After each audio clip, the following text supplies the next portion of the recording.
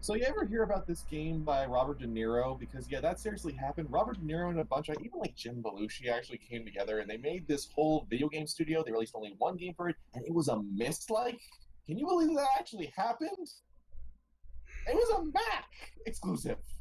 I believe it as much as I believe that the pre-stream conversation was all as many puns as we could possibly make, which is to say that I believe it entirely. I think that's officially the shortest podcast ever, everyone. Thanks for watching. God.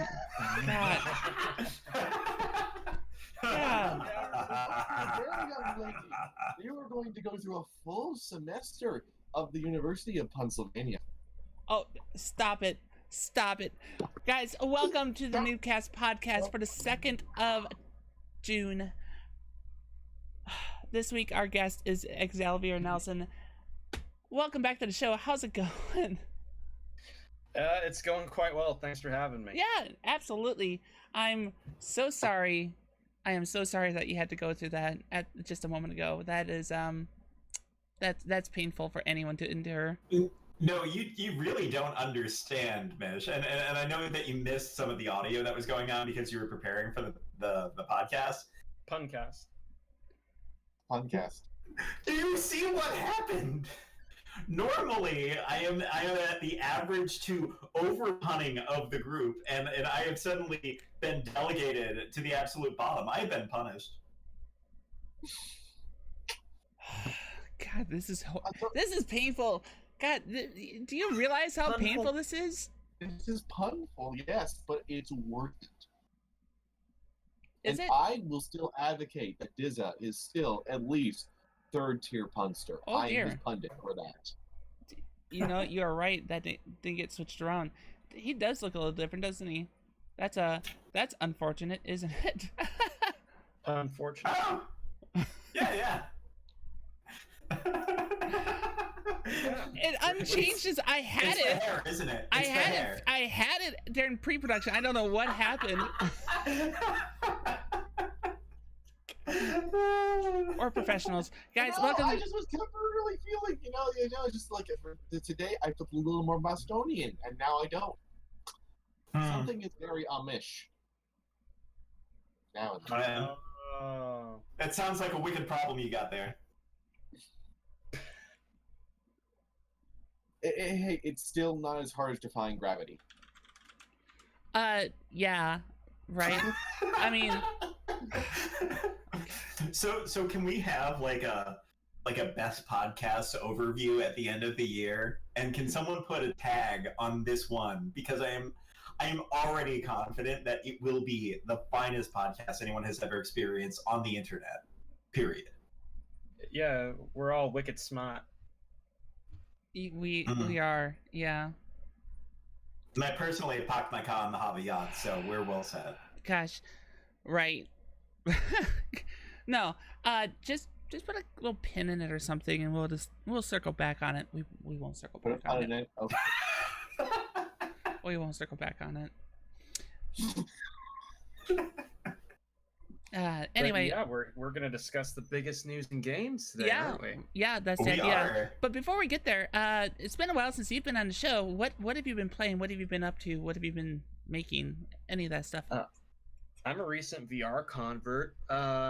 Yeah. I was recently in England at Feral Vector, which is a really cool games event run up in the north of England, just past Manchester. Okay. Up in the scenic place called Ebden Bridge, and I ran a game there about Tom Selleck, another one about a Scottish void drink that is fluorescent orange, which will not be named for legal reasons, and one about plastic and an underground society rising up against its kindly master in a violent surge of asthma revolution.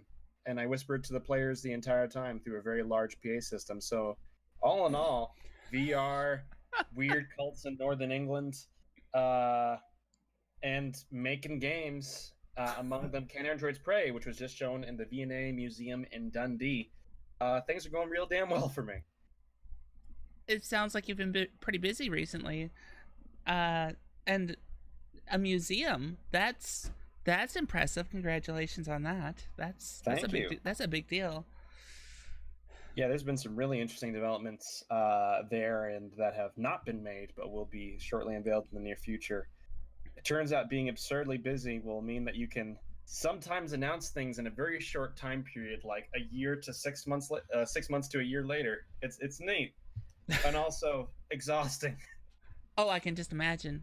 I can I can just imagine what that's like, having to be that busy where it's like, yeah, this thing is a thing in, is it June, in December? Yeah. Um have you had any time for yourself to actually sit back and enjoy any games then, and play anything, or Yeah, recently I've started to play. I've started to embark on VR experiences because of the Rift S and the Rift Quest released recently. I picked up a Rift S. I was like, oh, cool, something with less wires.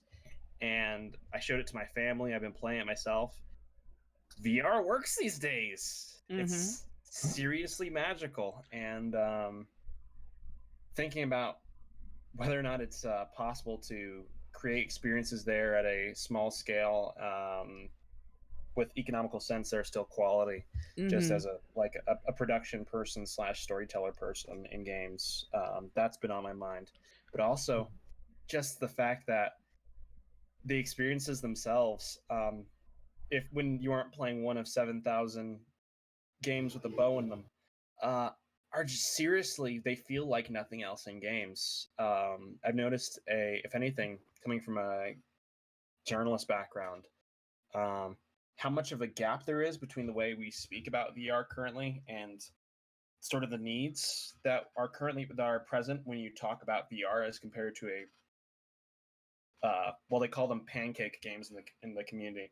Pancakes standing for 2D. Slightly derogatory. I'm not going to use it. The thing about it What about is waffles? that, Waffles are better anyway. but then that would mean that there's stuff popping up, which would make it 3D, which would make it VR. Mm. Everything leads back to VR. It's terrifying. But there's actually this really interesting thing where if we talk about 3D open world AAA shooters like Rage 2, I know basically what I'm coming into. When we talk about VR experiences, there's an entire other realm of things that have to be discussed or taken into consideration that are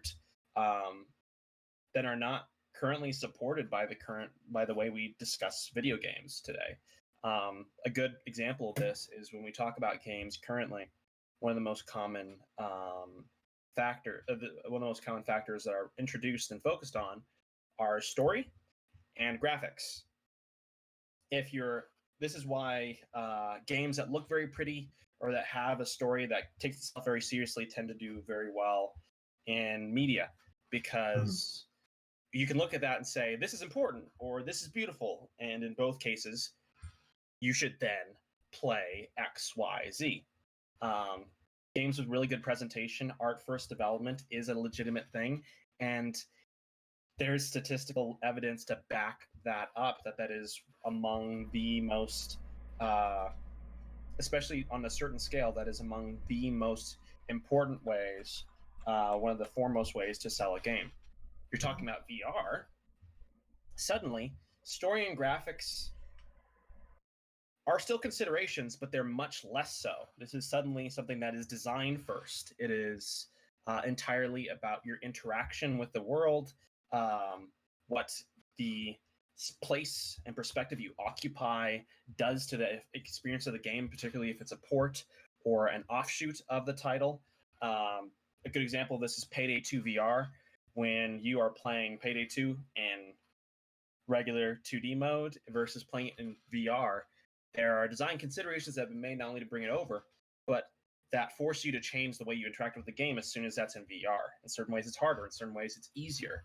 And dealing with that and talking about that in a codified way, let alone putting that on a store page so that people know what they're buying or can see what a VR experience is incredibly difficult.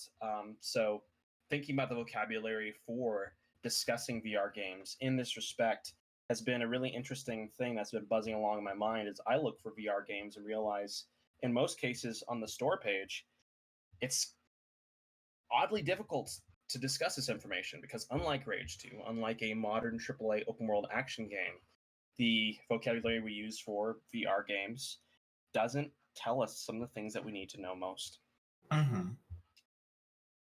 Yeah, no, that makes a lot of sense. I think the experience with VR games are a little different too, as far as immersiveness. You're talking about how the graphics aren't necessarily the most important thing, and I'm inclined to agree. I say this as a VR user, right? That Yeah. the ability to immerse yourself into whatever you're doing happens to be the most important aspect of what you're doing. I think a great example of that is Super Hot, right? Because in a game like that, the graphics aren't that great in Super Hot, right? But in that moment, in that time, you are that agent in that online game trying to maneuver all the other oncoming like attacks that you have coming. And notice when we talk about games, typically, like one of the greatest praises that's given to a game is like, it's so immersive. If you bring that over to VR, it's like, yeah, okay, duh, it's immersive. That's the whole point. What else is there here? It's an experience. Yeah. You can say anything's an experience. Well, right. It's that ability to take that experience and instead of having that, I am playing a game where I'm doing this, you are doing this thing. Surprised, I'm going to bring up Elite Dangerous, but I think that's a great example because I heard other people discuss this where in a game like that, you're not a person playing a game where you're flying around ships.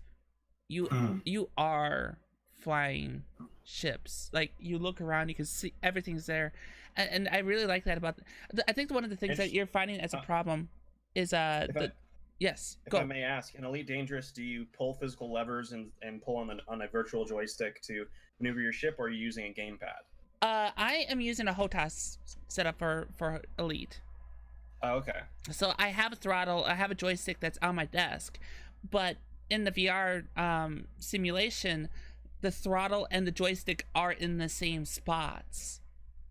Oh. So if I throttle up, I can actually see my hand throttle up. If I do something with the joystick, I can. If I look down at my hand, I actually see that. But so what I was gonna you were saying? what I was getting to is, while we have a few of these games that we know what they are because of their out of VR experiences, and we find out they have great VR elements, I think trying to navigate the front page or a page for VR games, that's really hard to determine what to get and what creates that immersive, like you are in that experience. I agree. I definitely agree with that. And I think one of the other big challenges too is that we're still in a place where I think games that are available as VR or VR exclusive content has to kind of sell VR along with selling their game, because there isn't a ton of penetration in that market. It's a very interesting market, and it's a place where there's a lot of opportunity, and there's a distinct experience that really should be out there that people should be able to enjoy. But I don't think the penetration is out there to the point where any details beyond just the startup of, hey, this being able to do VR is so good that you should be spending your time, you should be spending your money on that to get this game to begin with, is really, the priority. It's part of the reason why I think you put a great thing there, where much of the burden on VR games is not just to sell themselves, but VR itself. That's why you end up with all of these strange titles. Like I just discovered this game because it was on sale, and I'm looking to build up a VR library now, called VR Dungeon Night. And on one hand, it is really quite good. It's an early access game made basically by one person. And it's almost finished now. It's at 0.9.5, and it's been having nearly monthly updates. It's feels like it's freaking finished right now. And it's a roguelike dungeon crawler in VR with character classes and everything that comes with that. It's a pretty ambitious project. But it has the most forgettable name ever. So many VR games have the most forgettable names ever because it's VR blank or blank VR. Yeah. Cities VR. Yeah. Could be the best game on VR, but it sounds dry as heck. Generic, I think, is a good way to put it. Generic. That's a perfect term. And that's part of the reason why I think you nailed it on the head. Super Hot VR, Elite Dangerous is VR portion, Payday 2's VR portion. Question. Yes.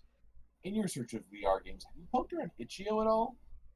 I actually haven't poked around itch.io at all. Because Part there's a reason- bunch of Oh. VR experiments and stuff. Like, the reason I bring this up is because I'm thinking about where I've mostly seen VR titles, because it's pretty filtered out for me on Steam because I don't have a VR headset.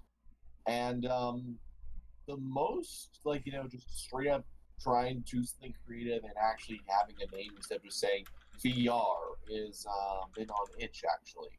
Because I think there's just a lot less prestige and there's a lot less effort for like trying to say that we're the VR game so they don't get negative reviews, because that is an issue on Steam, where you also have to pretty blatantly advertise, this is a VR game, please don't buy this if you don't have a VR headset, because people are still occasionally doing that. There's also the opposite problem where games that are not primarily VR, or I wouldn't say primarily VR, games that are designed with VR that also have 2D modes also get brushed under the rug with this specific issue. Where it's like, okay, it has VR, I'm out. A big portion of players say, and you say, wait, hold up, you can play it in 2D. And those players might not just care at all because they're like, it's made for VR, so it would be a worse experience anyway. Star Trek Bridge Crew. Yep, I think that's a great example of just that. Star Trek Bridge Crew has a 2D mode? Yes. Yeah, it's had it for like over a year now. Yep. I didn't know that at all. There you go. And that's See? a game made by Ubisoft. Funnily enough, the thing that sells VR games best, I think one of the reasons why you see things like Beat Saber explode, is video. I'm finding a lot of frustration with VR store pages. I'm finding the thing that we just mentioned with 2D and VR portion integrations and crossovers and so on. But as soon as you click on a video of a VR game, it often becomes much clearer. These games sell themselves very well visually in a way that benefits folks who can focus on that in their development pipeline. And I think, again, you see that in Super Hot VR, as you mentioned. Gosh dang, when you see that in action, it makes an impact. You know exactly what's happening in a way that you time moves when you do might not communicate on a store page. That is both a boon for developers, but it's also an immense risk because folks who just want to take something at a glance and they see VR Dungeon Night, legitimately one of the best things I've played in VR so far, and their eyes gloss over and they're like, I guess there's a dungeon and you're a knight and cool. That's fun. Sorry, I'm not meaning to interrupt. Just you made me think of this thing. One of the best channels I've seen for actually advocating VR is this one Australian guy, Up Is Not Jump. And you're talking about how the game, we don't have a really good vocabulary for talking about these things, and also how video footage is showing off. I think he's actually one of the best. I mean, he does it in a very absurdist style, but I still think he may be one of the best examples for how to talk about this, because he's not coming at it from a journalist standpoint. He's not coming in with any of the baggage that the rest of us would have. He was a science teacher for the longest time, and he just recently made the jump to being a YouTube professional. And as a result, the way he talks about things and is not burdened by them, he doesn't have like specific terminology, but he's much better at illustrating what you are actually doing. And I think probably one of the biggest takeaways is that the way he talks about it isn't like it's a video game. He describes it like as if it were a task, if it were an event that you go to or something like that, because it's experiential. It's very much like, it's very hard to put in a simple way to say, I have to put my sword through the menu so that my hand can reach it. And he just says it as it is and demonstrates it on screen and highlights the best bits. So honestly, VR might end up being one of the best types of gaming for YouTube and other content platforms, because it just, like you're saying, it lends itself very well to it. It lends itself to a lot of amusing moments and amazing moments, and it just is got a greater dynamic quality that you won't see as much in traditional games. It takes away a lot of our traditional ways of talking about games, forcing us to find new ones, such as, for example, simple description, or an even greater focus on videos and GIFs than we already have. There's upsides and downsides to this, but in general, exploring VR has been a great thing for me as a person. With one last caveat, one of the reasons that's very dangerous to enter that market is because it is inherently inaccessible. If your IPD is too low or too high, VR is out for you. If a lot of VR experiences, especially with like Oculus Touch controllers or something else, assume that you are an able-bodied person. You have two perfectly functioning arms and legs and hands at all times for room scale experiences, and you get this funnel of accessibility that just gets tighter and tighter the further you get down, and then what remains is your user base in a market that already has little penetration. So considering that as a major factor, I do wonder at what point VR will be as interested as I am and as many other developers are in making things for it, because it's a new frontier of design and storytelling and so on. It's exciting. Yeah. But even if we make things that are perfectly positioned for the market and great, how many people are going to miss out on them because they can't play this with a Xbox accessibility controller, or they can't play it with a custom setup because it inherently has all of this physical burden that's required before you even get in. Mm-hmm. Yeah, it seems like the preparation for it is by and large still an inconvenience. And I don't think that YouTube or Twitch makes a good example of that either at the moment.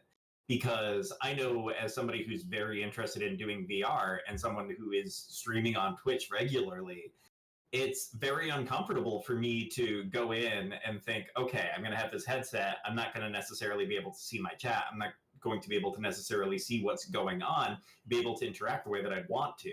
And some of that may just be a knowledge base because I don't know everything that's going on with that. But there are so many different barriers that I think that it's very slow to adapt versus like other technology that we've seen kind of move forward. Let me just speak on that one quick thing. As far as your ability to reach chat, it is doable.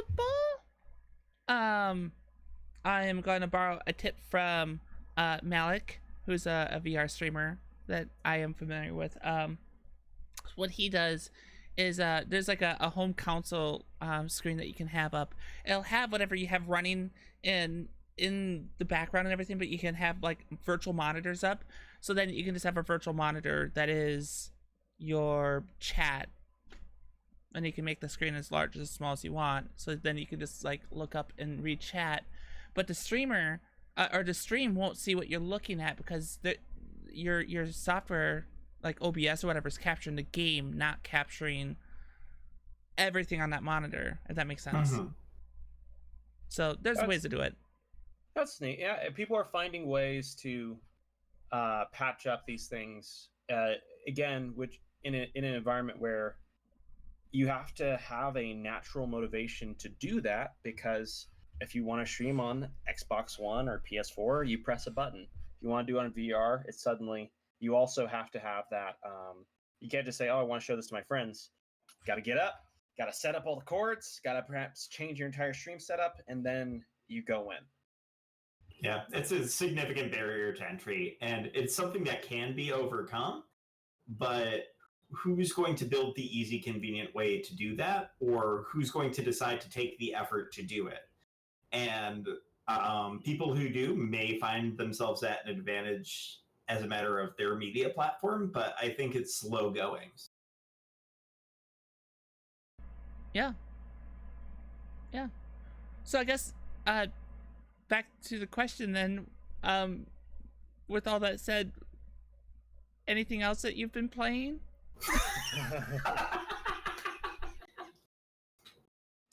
Aside from our big rant about the accessibility market and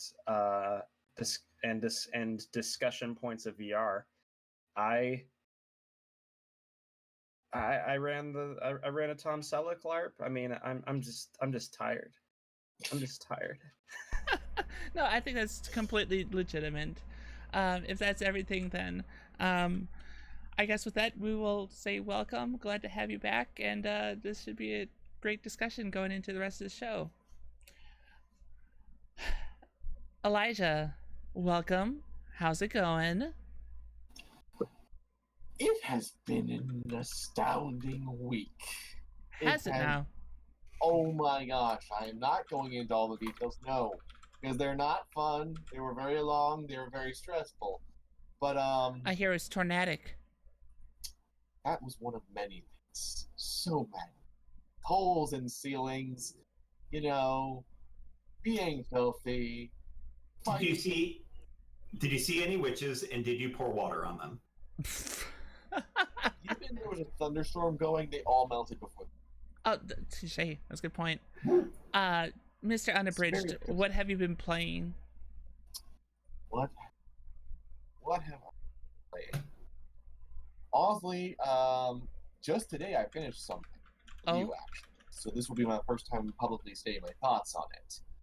I recently finished Draugen, which is, I understand some people who worked on some games like Siberian that made it. Finished it in 3 hours. Here's the complicated part about talking about it. It only gets good, really, after a spoiler, really near the end of the game. That makes a lot of really annoying things make sense. Like, you have this companion character with you, and it's made very clear you are not that physically fit. You're a skinny scholar guy, yet she keeps having you do everything, even though she's 17 and full of vigor. And stuff like that just sort of makes you go, what's going on here? And I think that they were going for trying to make that be part of the mystery element, because that's just it. It's actually about solving a mystery. But the thing is, it just kind of meanders and wanders. It's very nicely done, very good production values, but it can't escape the fact that it's still basically a walking sim that just has telltale dialogue on top. They on the Steam page, they're dynamic conversation system. Yeah, you mostly just point at something and press a button and then talk about it. There's not actually so it's that like many. Firewatch-esque? With less. Hmm. Firewatch with less.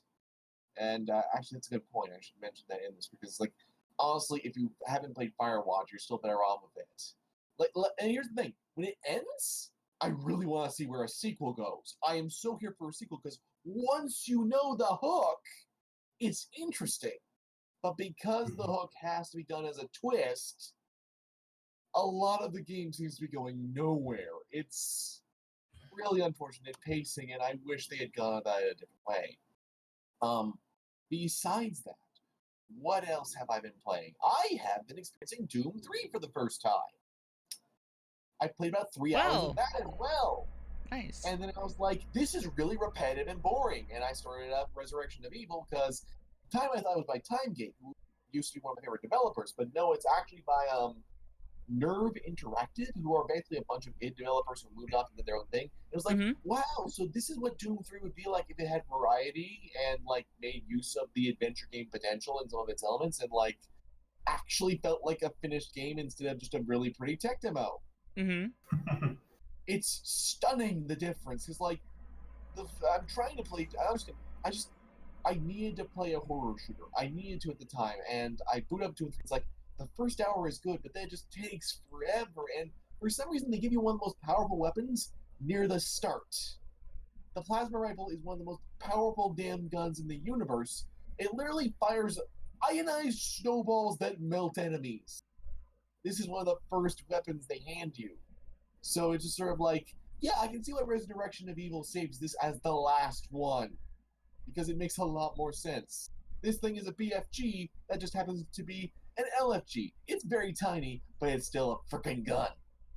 So, that was very much a thing, and just yeah, I know there's a lot of people who are no, Resurrection of Evil is that. No, they even have Jennifer Hale, Commander Shepard, in as one of the voice cast, and as a result, it's actually a lot more pleasant because, don't get me wrong, they got really ridiculously good voice actors to play bit characters. It's like a Bethesda game, Yep, or Bungie game at this point, I guess their thing too.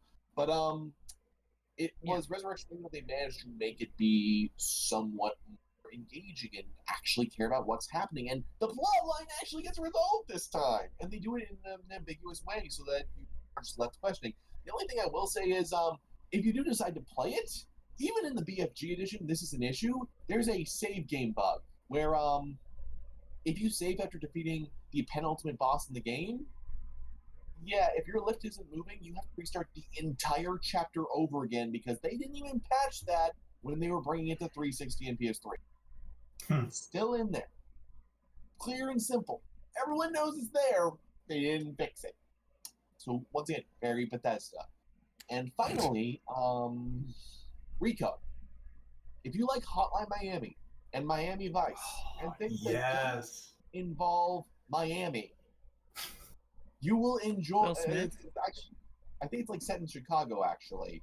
But basically, it is you and one. Hold on. If you like things Miami and everything Miami, actually, I think it's in Chicago.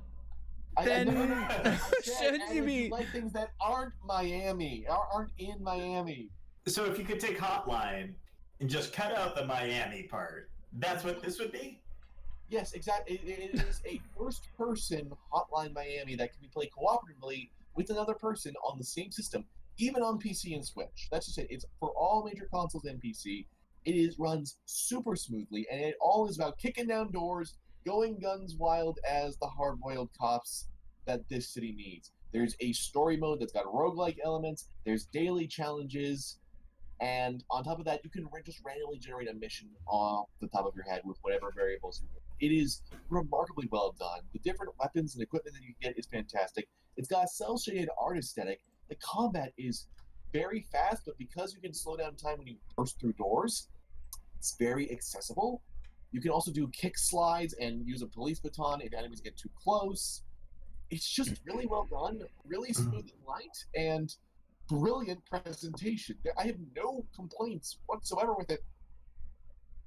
Other than that, I will grant that the enemy types do kind of run a little short after a while, but it's a roguelike affair, so I can understand that going on there. It's still just like, it's ridiculously good fun. I actually did it with Dan, the Hidden Object Group, and it's a blast. Play it.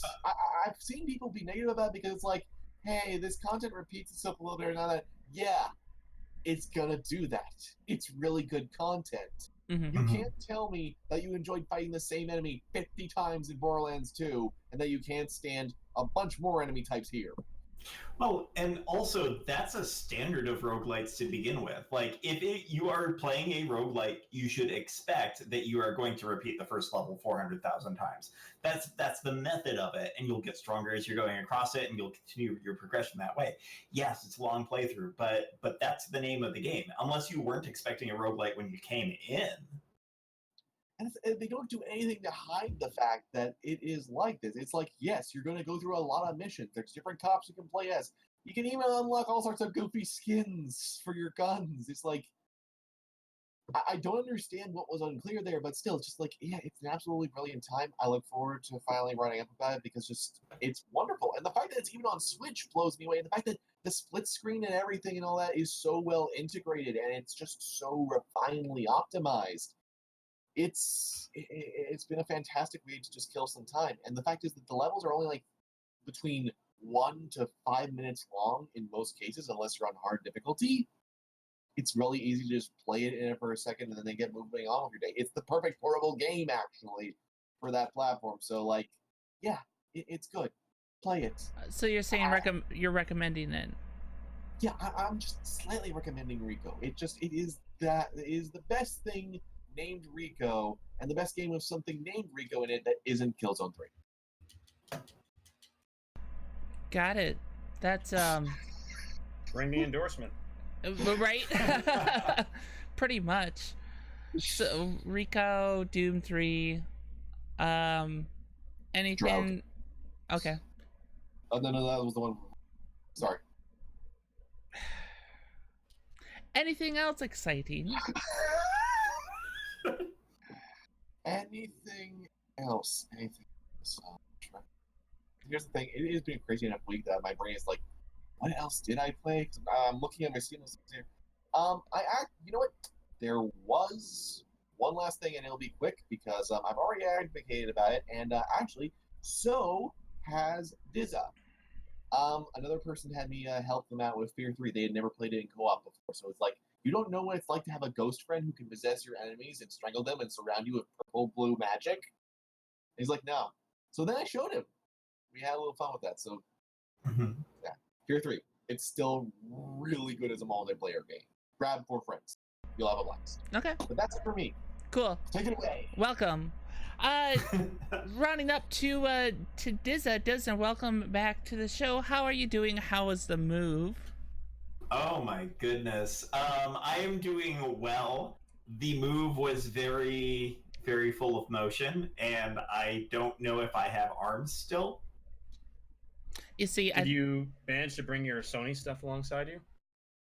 I don't know. I don't know if my Sony representatives are nearby. They might be. I give me a second. I can actually double check. They're always watching. So it wasn't a PlayStation move? What? oh God, the pun. Oh, pun. I gotta salute that. Why, yes. Yes, it was. I feel like I'm going to be offered a red pill or a blue pill right now, and I don't know why. I don't know why. I just feel like I should brace myself for this question. At this point, you have a decision to make. Would you like the PlayStation VR, or would you not, and live in your world the way that you have lived for all of your life? So, actually interesting in regards to PlayStation, I have an upgrade. I moved from a PS4 to a PS4 Pro. Okay. And for a Is the very... difference noticeable? It is. Oh my goodness, is it a big difference. I notice it significantly in loading times. And there are some games where it really doesn't matter. So I played a variety of games just to kind of get a sense of it. The things that you would expect aren't really important for graphics. So, like, for example, I've been playing the Persona 5 dancing game. Everything about that game is already designed to be 120 frames per second and make people who play demonic games very satisfied that their clicks are clicking correctly. Like, that's all good anyways on the PS4, so the Pro doesn't get any benefits. But you take a look at something like Division 2, for example, and load times are significantly cut down. You actually get to experience the difference. And I'll say on a nice large screen, which I'm very blessed to be able to use, it does show that the high resolution does make a decent enough difference that I think it's worth it. And the frame rate is a significant difference. That makes it well worth it for any FPS that have come out in the last couple of years, I would say. Oh, I think it's true for any game is frames, but you know, I'm biased because PC gaming. Yes, and I will say this, it's still not as good as it is on a PC. I'm not ready to invest in a PC yet, but there's sometimes, like Persona 5, for example, where like I don't have the opportunity to play that on PC at this point. And I'd love to, but since I can't, I want to have the next best thing. And the Pro model is enough of a difference to legitimize the upgrade. Gotcha. So is PlayStation VR something that's in your future, since the VR conversation was occurring earlier? Is that something that's on your horizon? That's a great question. I think I am more interested in getting a PC that is ready to go with VR and running it on a PC versus using the PlayStation VR. And there are still exclusives that I feel like I will be missing out on and I'll be sad about. In particular, fishing in Final Fantasy will be a real big loss. As you know, I am a huge fishing fanatic, and I enjoy fishing more than really life itself. Poor unabridged gamer. It's good that you know that about yourself. That's an important thing. Right. I was just all I was thinking is with the real mentions there, that it was actually a bad pun that was being used, and that's kind of what I figured you're going with that. Or is that what you're doing? If Elijah left because of a bad pun, an unintentional bad pun at that, I am very We don't need him back then. But pretty much. But no, I can't say that was intentional. What I can say is that VR is not the appeal. I think right now it's simply a matter of I can't quite wait for a PS5. I know, and you've seen this in streams, that the internet connection on my particular PlayStation 4 has been sporadic as best, and especially when you enjoy playing multiplayer games like I do, it's a problem. That can be a problem, yes, absolutely. So part of it was just functional on that. Part of it was I did want to see that difference. And I do think it makes a big enough difference where it can be worth it for people. I will certainly say for the majority of people, unless you're playing something that's super high fidelity or where it's really important to have that higher frame rate, I don't think it's worth it if you already have a PS4. If you have an Xbox and you're thinking about PlayStation, please go with the Pro. You're going to be very happy with that. You're going to be satisfied with the experience. It's going to make a big enough difference for you. Got it. So you got on PC VR. That's great choice. Great choice. Yeah. So why PC VR as opposed to Quest VR? Not to beat the VR drum. That's when this is supposed to be E3 week, but what would make you go Quest as opposed to a dedicated PC VR setup? I think I am not sold that the Quest is going to have the graphic fidelity I'm interested in and the longevity that I'm interested in a console.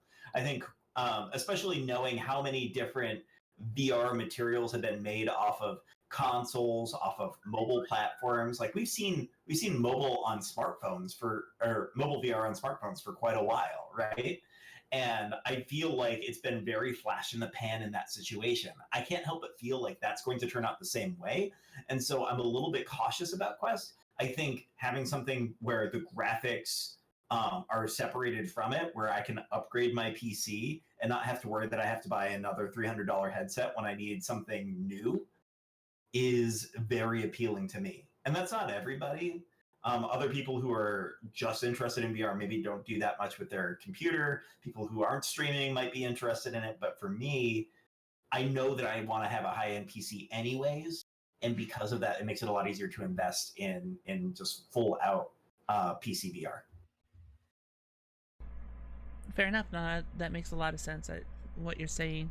I suppose the lifetime of like, especially as we're seeing newer generation of headsets come out, the fact that the older ones are still usable and we don't have to worry about them being aged out just because newer headsets are coming out is likely to be a thing. Because on console, I feel like that could happen as soon as the next generation console comes out. That's it for the headsets for the previous gen. That's why I would never buy it. That's why I didn't get a PSVR. While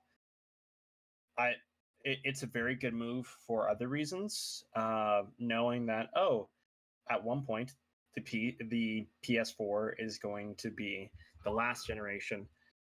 Things won't be made for it. That's a much scarier prospect than, for example, even getting a Quest or something else that doesn't have as much graphical fidelity but does have a dedicated thing that's a dedicated investment into it that a console manufacturer doesn't necessarily have for a VR solution, right? Yeah, I definitely see what you're saying on that. I am still a little concerned about how that compares to like the cell phone options. Like the Samsung phones have had VR available for quite a while, and they've had their own market. And of course, Google offered like the Daydream, which is a really nice, mostly standalone VR option. That's also a spot where it could technically be upgradable because smartphones are upgradable. And yet I don't see the sort of development there that I think is most beneficial to it. And maybe that's partially an education part because I haven't checked in on it in like a year. But a lot of it is because I can say from the developer side that a lot of the big VR things you see developed, especially the ones that get pushed on the mainstream level, are subsidized by platform holders. And a lot of that subsidizing happens when they release the thing. And if there isn't a pickup, so for example, the Google Daydream, even Mike Bithel's studio, which is now working on John Wick Hex, they made a product for the Google Daydream. Google absolutely invested into games like that, among other products. You don't see them making another Daydream thing though, because the time of Daydream the time of Google investing into that has passed. So developers, aside from, unless there was a giant user base there, don't have a reason to invest their own money there yet. No, which is one reason that VR and AR is really scary for developers who do not have a specific development deal or porting deal or so on, when you're looking at investing into any new technology, even if it's just a new console. So, follow-up question on that. Yeah. How do you see the Quest being different? The Quest has so Oculus has the way I'd relate this is, let's take Google Daydream. Google invests into games that were developed for their platform, games like Mike Bithel's puzzle title for it. I'm pretty sure Google invested into that. I don't know if that was spoken about publicly.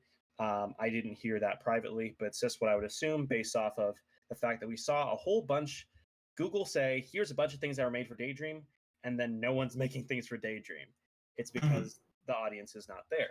On Oculus, there's two interesting things there. First of all, while Facebook is still injecting money into the market, making things like Oculus Originals that are exclusive to the platform and so on, there's other developers already making stuff for it, and there are people buying it. On both Steam VR and the Oculus Store, people are buying.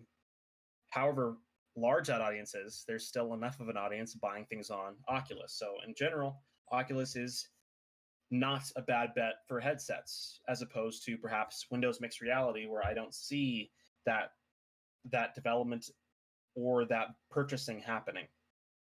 Second, the big feature touted for the Quest is that it wouldn't have anything early access. It would only have complete games, and it would be a walled garden store. In the modern market, a walled garden store is a beautiful, dangerous thing. Simply put, there aren't many. We've seen everything from consoles go to being from walled garden stores to not being so much that, although it's still harder to get onto them. Steam is a free-for-all. itch.io is a free-for-all by choice. So now we have Epic Games Store and now Oculus Quest saying, anything that is here, we have chosen to bring in. That creates consumer trust. They know that whatever they brought there is on there is going to generally work, and it's probably going to be pretty good. Maybe it might not be to your taste, but it has a market on that garden. And simply put, you can be a big fish in a little pond. A good example of this is Super Hot VR. The Oculus Store has made it so you can do cross-buy, much like the PS4 and PS Vita, for products that are on both Oculus Quest and Oculus Rift S, but the developer has to opt into that. The Super Hot developers did not choose that. They made a specific version and optimizations for Quest, and they said if you're going to buy it for Quest, you're going to have to pay for that separately to any other version you've purchased. They had massive sales, partially because Super Hot VR is already a good game and has hype behind it and so on. But another reason you could legitimately say for that is, well, if you're one of less than 100 titles on the Quest store and people have heard of you, that puts you in a really good market position, doesn't it? So Oculus Quest, I think it will have stuff. It will continue to have stuff for it. There's a precedent. Could you help me out with just one other unrelated topic there, just quick? I'd really appreciate it. What was that portable PlayStation console that you just referred to? The PlayStation Fred. The PS Vita. Thank you. That's a point of contention. I know. I will stand by my beliefs, as absurd as they may be. Fantastic. PlayStation Fred approves of this. Thank you for that. I just needed that verification. Yeah. Thank you. It's much like there's in London there are two bagel shops. They are right next to each other. One has a yellow sign and one has a white sign. If people ask you which of them you like, you do not tell them first, because friendships have been broken and you are judged as a human being by which of those bagel stores you go to. They have been in competition since the 1800s. And I feel like it's the same thing for the PS Vita. It came out in the 1800s. It should be dead, and yet it isn't. And people are still very angry about it. There you go.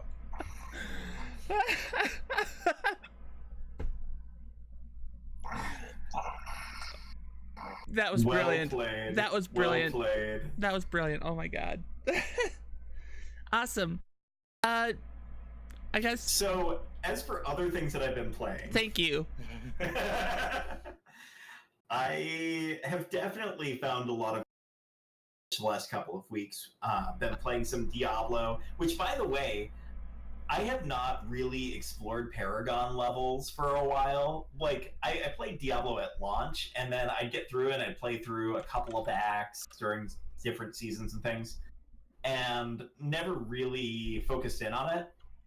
I'm Paragon level like 100 now, and I feel like I barely played it, and I feel ridiculously powerful. There is something about the adrenaline rush that comes from that game now that both concerns me and I'm willing to ignore because it's such a power rush. Oh, They did a really good change. I think this is especially when they realized the live service possibilities brought by being always online, or primarily always online. I don't know if that changed. They saw, hey, an advantage of our game is we can make you feel real powerful, real fast. And now you got the season system.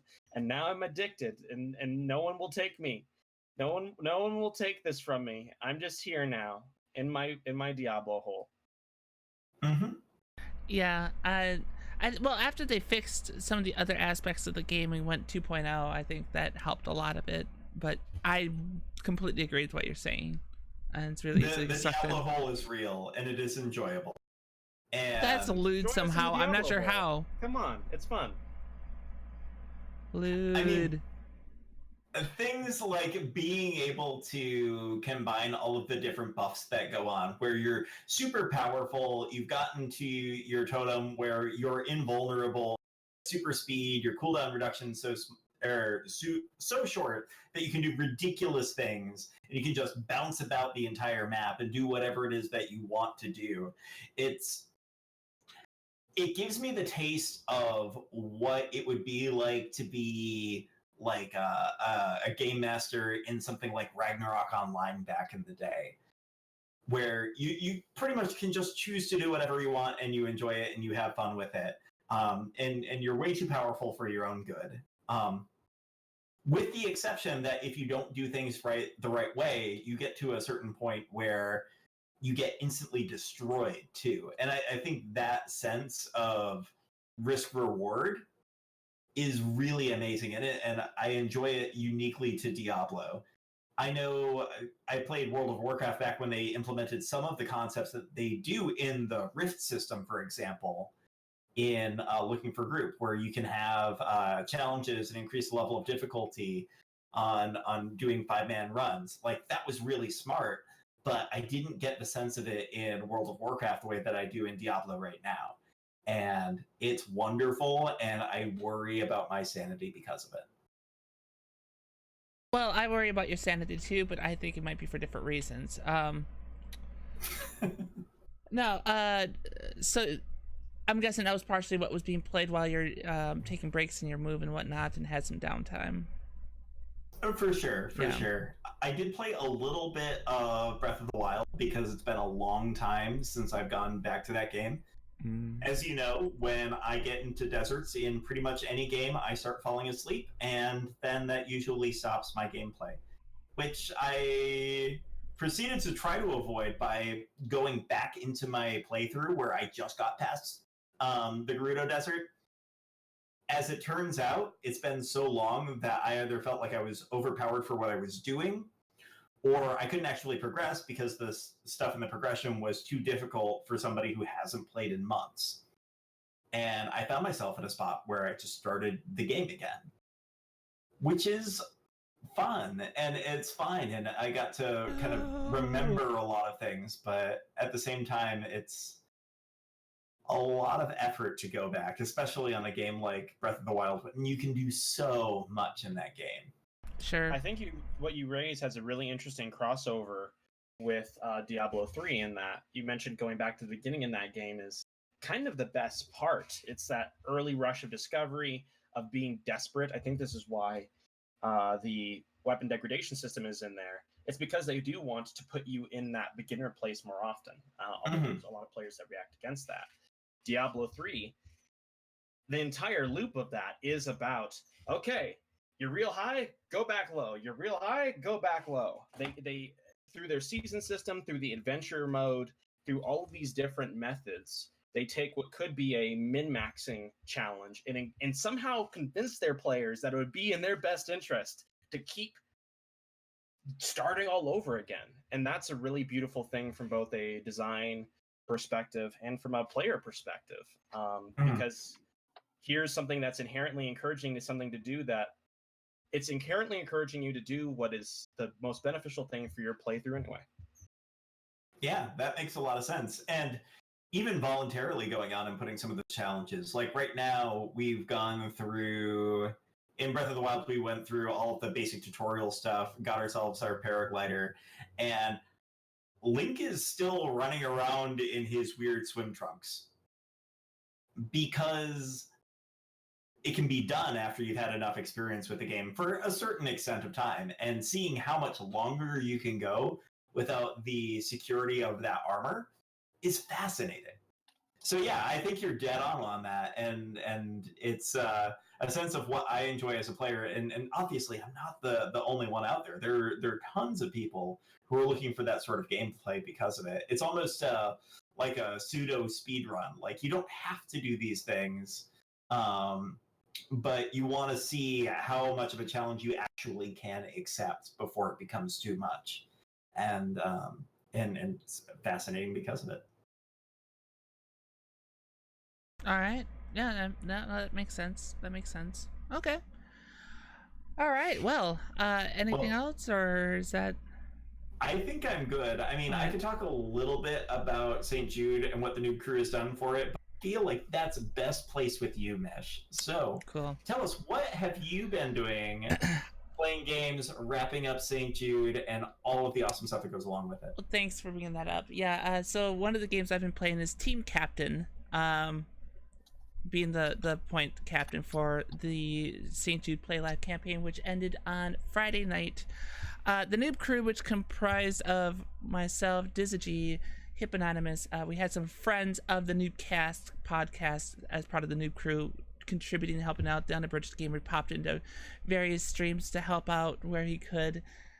We had Flying Bolts, who's been on the show before. We had Starkid Sarah. We've had Mal for the Win, who's another elite streamer, and a few others. All contributing. We came up just under $9,600 for St. Jude Play Live this year, which is monumental. Our original goal was 5, and after that first night with Dizza, Hippo, and myself, we decided we need to up that because we were going to smash that 5 pretty easily. And the fact that we came within $400 or $412 of our goal, our stretch goal, I say is a great example of we nailed it. And whether you contributed to my campaign, Hippos, or anyone else's, please know that you all helped make a difference. The campaign as a whole killed it too. Yeah. I think the contributions come a lot of different ways, and sure, like the dollar amount that went to St. Jude is kind of the core of helping out that organization, but a lot of it too is awareness, being there, visiting streams, being in chat, and for someone who is streaming on Twitch regularly, I can tell you it makes a big difference for everyone, including that person who is out there trying to make it happen for a good cause, that you're just there and supporting and saying, hey, I appreciate and recognize what you're doing. And there were so many people over the course of the last month that did that over my channel, and did that with Hippo and Mish and Bolts and everybody else that was part of the Noob Crew. Yep. Thank you so much. Agreed. I cannot tell you in stronger words, other than to say I want to use stronger words, but I don't know how. Right. It was,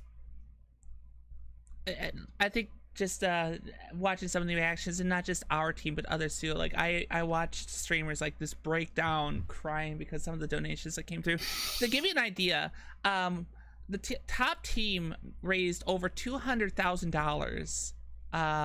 That was Crystallium and friends, so that's people like Nega, Aurora, Peachy. There were friends there too, like Corey and whatnot. They crushed it, and that brought the total for St. Jude to $2.1 million this past month. That is a huge contribution, and that's where I'm saying is that makes a huge difference, and not just money wise, but by being in our streams, you hear the little various things, little tidbits, and understanding the cause and what's being done there and why it's such a big deal to raise money for that hospital. So yeah, playing team lead and being incredibly exhausted. After I edit the podcast tonight and tomorrow, I'll actually have like time to go. I don't have to worry about the stream Tuesday beyond just doing the stream and doing my silly stuff there. As for games, Elite Dangerous, of course, we played more at the Division 2 on stream, which I'm still enjoying the Division 2. I feel like there is definitely a time sink there that I enjoy. Grand Theft Auto Online has still been fun, and finding streamers just to make their life hell for a few minutes. Did you ever I do play want the to take chess a quick. mode in Grand Theft Auto Online? I'm sorry? Did you ever play the chess mode in Grand Theft Auto Online? I've not. I'm curious about this, though. So you haven't played Grand Theft Auto Pawnline? No. Pawnline? Wow. Right over their heads. Whoosh. Yeah, okay. Bye, everyone. Podcast over. I'm being fired for pun crimes. I'm giving that one to Elijah, even because Yeah, It's I think that's it's fair. the kind of pun that Elijah would make. I'm glad I could uphold his good name. I mean, yes, there's a possibility I could have stumbled upon it. Wow, wow. So question that is not specifically a pun, but we'll find a way to make it work, I am sure. What keeps you going through the core game loop in Division 2? I think, well, okay, so to be fair, again, one of the big things about the Division 2 is the fact that it is a loot and shoot 'em, and I did a lot of that with Destiny 2 also. And it's just the fact that there's an element of realism, not being ultra realistic, but element of realism to the game that I really appreciate. The grittiness and whatnot of the game that I really appreciate, and that is what makes me keep logging and keep going. I'd say that's one of the biggest things. That, and I kind of want to get to the core game because I want to see this infamous raid that everyone keeps talking about. So I got to find out there's people that play the game, but that's one of the that has my attention. Mm-hmm. Yeah. So I've done that. I've done some more MechWarrior Online. Playing more MechWarrior Online makes me want to go back to the Pod Bay to do some Firestorm 2, which would be really fun, but that's a whole different experience. The only other game that's new that I've played, and people are probably going to be surprised to hear this, that I played this. It was The Sims 4. Dream Daddy? Oh. No, not Dream Daddy. Get out of here. But I mean, you can recreate the Dream Daddy in Sims 4. So is that what you did? I haven't gotten that far yet because I'm still trying to learn everything about the game as far as like basic mechanics and whatnot. But no, I actually found myself like enjoying the game. One of the things I truly enjoyed about the game was in the opening when I was creating the first character was how inclusive it was. You know, did you want your sim to be man, woman, or otherwise specified? And you could go through and choose the specifics in it, which I really, really appreciated. That I was like, all right, you've got my attention. Let's go ahead and just keep going here. And I spent 4 hours of the 24-hour stream being a redhead writer, a ginger writer, who was getting a little flirtatious with another redhead fitness gal, and that was a thing. Mm-hmm. That was fun, but I feel like this is the right month to talk about representation in video games. Yeah. And maybe that's something that we need to do specifically in the next podcast, because I have a lot of very unstructured thoughts on this. But it would be really cool to go in on a course and say, hey, here's where representation is. Here's where they're actively cutting representation out and making people feel unwelcome in certain games. And I definitely think there are examples of that. But The Sims has been a paragon of standard, I think, in that regard for quite a long time, at least since The Sims 2. Mm-hmm. And which, I mean, that is an element that, like, the fact that I think one of the things I truly appreciated about it was the fact that I didn't realize that was a thing. They didn't advertise it. It was just something they included, which I feel like is the best way to be inclusive, right? Like, don't go out of your way to be like, oh my God, we did a thing. Just do it. Let Except people for find Dream Daddy. You can talk all about Dream Daddy as much as you want, and I am totally okay with that.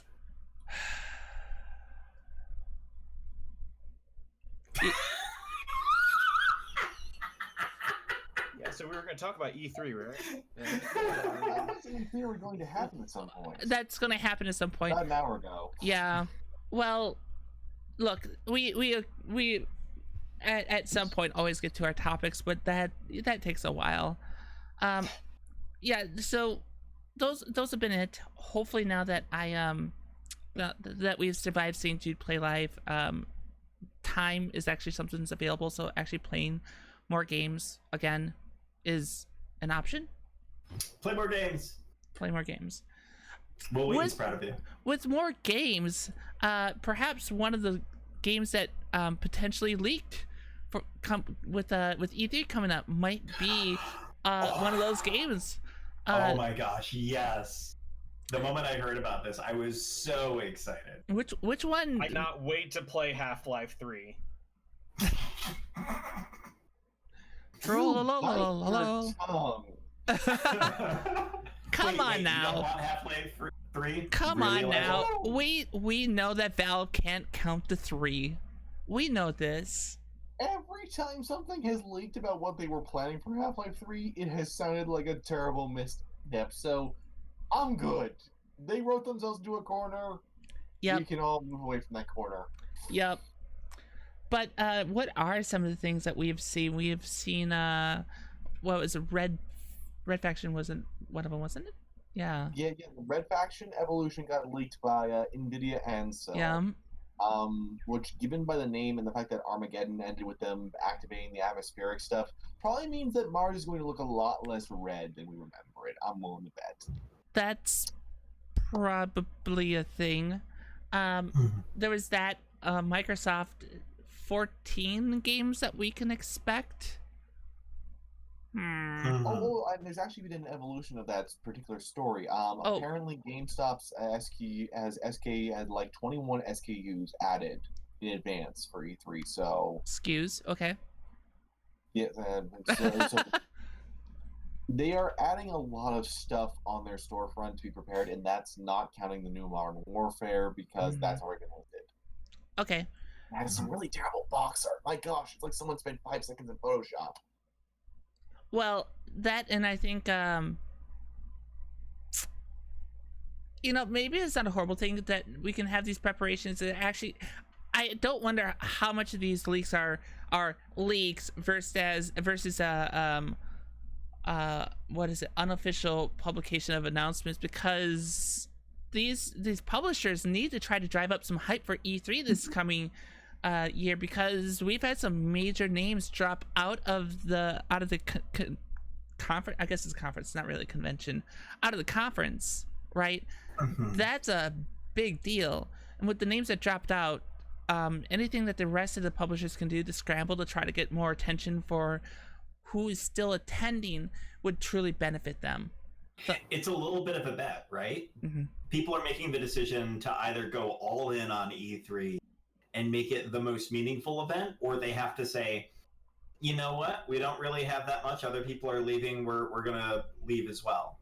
If things turn out well for those, like, imagine the amount of notoriety and the priority that they get going forward. And they're getting I'd say there's just as much that's caught up in the investment already in the name, right? Yeah. There's a tradition there of E3 that is, as much as the Nintendo Direct model has been adopted and things like EA Play, and I think isn't there another? Yeah, Bethesda had their own thing a little bit back. As attractive as the self-made model is, E3, this name for has basically as much as it has basically become the title under which we talk about this entire season. There's you can't underestimate the tradition that's behind it. That may just have a company go like, you know what, we've done it for 15 years. There isn't a particular need to change it. Well, and I think so. One of the things I think that's going to happen with E3 is a trend that has become more and more popular is actually getting snarky with all the announcements too. I mean, that's actually something that I used to do all the time during our original run of this podcast. During the E3 press conferences, I would live tweet everything, and I would just snark along to the announcements. And now we see it with Twitch streams where there are bigger Twitch streamers that will simulcast the press conference, and they'll add their own commentary, and there's just a lot of snarkiness that goes along with it.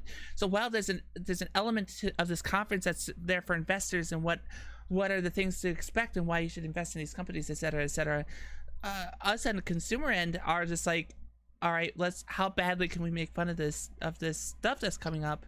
Well, there may be elements that we are truly excited for. How can we talk about how, a mobile game of a popular franchise will make a recently a deceased individual roll over in their grave type comments, which, by the way, that happened last year during one of those snark streams. I don't wonder if that's going to continue to become more and more of a trend as well. What are your thoughts on it? People like commentary. People like to hear things about things, and the sad thing is, typically these ancillary streams tend to have a better dependency than the actual main streams. I remember back when EA was doing their one stream for when they were first unveiling Jedi Fallen Order. I had an easier time watching ACG's stream of the stream than I did of actually watching the official stream. And you have to wonder. I think this is part of the reason that it's inaccurate to go off of numbers for the official stream. Like, oh man, people aren't. I know there's going to be a thing where people are like, oh man, viewership of the, let's say, EA conference or the Xbox conference or the Sony conference has gone down. You have to think about part of this might be just the siphoning of audience. You see this in streaming networks. Attention is going 1,000 different places, so it's actually hard to see where it's being directed. That's a really good point. You're absolutely right. Because if one of the major decisions to pull out of the conference was because of how many eyes were on it based on the official stream. If you look at some of these other simulcast streams where people are covering what's going on,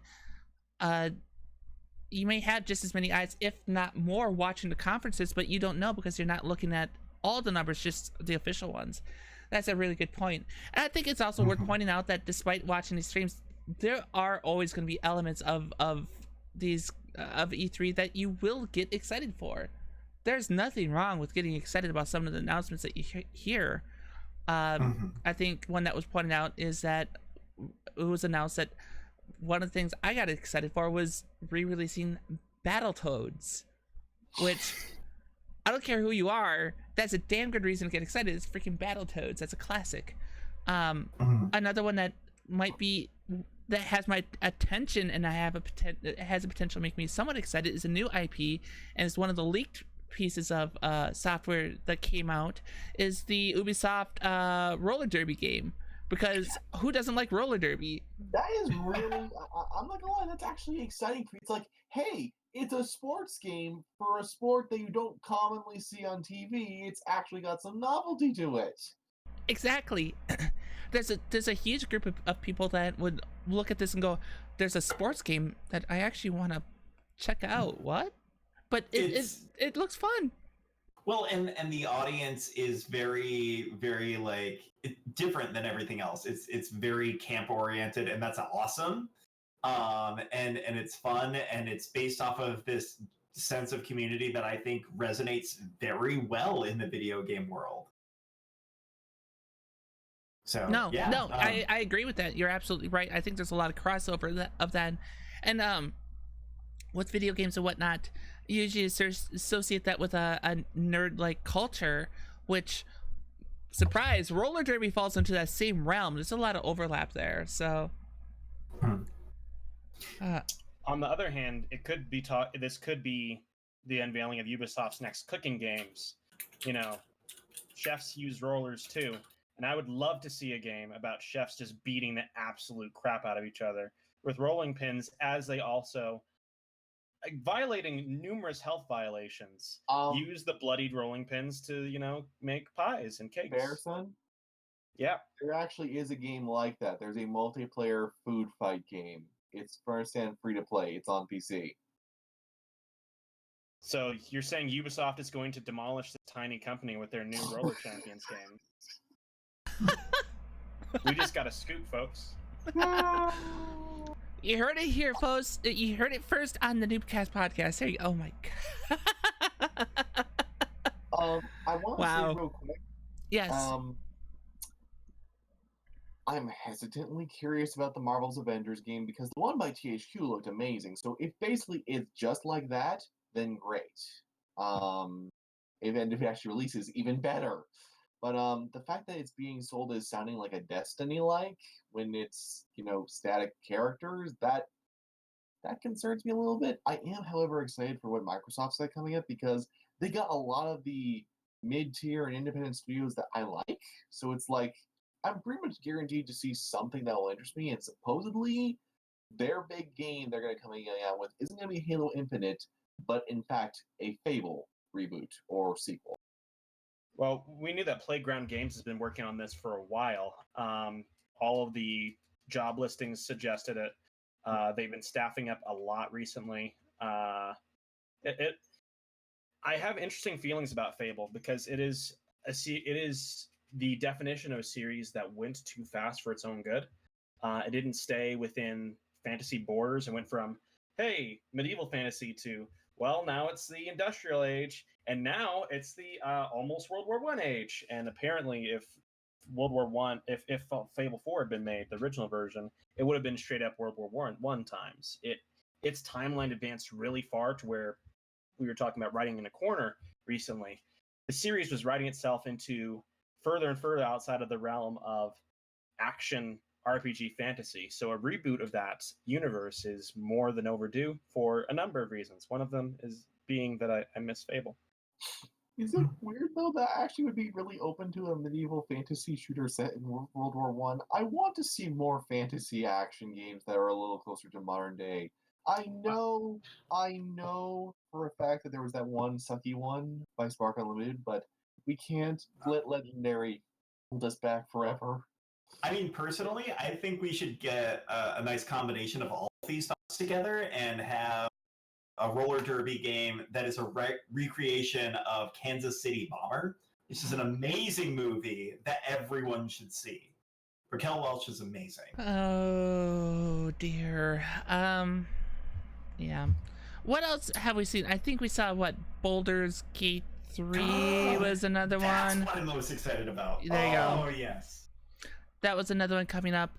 One of the other rumors that I saw that I'm absolutely terrified of is a collaboration effort between From Software and George R.R. Martin. So that clearly means that everything is going to die. Make sure it's written before it comes out. Make sure there's a book first. Well, D&D is not writing it, so I think everything will be fine. I mean, oh, I'm sorry. Did we go into that? We just went into that. Anyway, that was some. I'm curious to see what that project is and what that looks like. So, and have we missed anything else? I think those are a lot of the leaks that are potentially coming up with E3 a week away. The only other things that have been said is that apparently Rebellion's showing off something new, and they're also finally showing off Evil Genius 2, which is frigging amazing. I'm so excited to see that actually get shown off. But the other thing is that THQ Nordic, regardless of what controversies they've kicked off, apparently have like over 50 games in production right now that are coming out from all of their different studios. Like, everybody just thought they were hoarding IPs like Activision, but they seem to be doing the opposite, and apparently they are just making everything. And I'm really wondering how it's going to, because like it's been working for them. They've been making a profit, so at some point that's got to give. That's always the thing that with me with any kind of business proposal. Like, when does this give? When does it not work? But for the time being, wow, that is a lot of games for one publisher to be.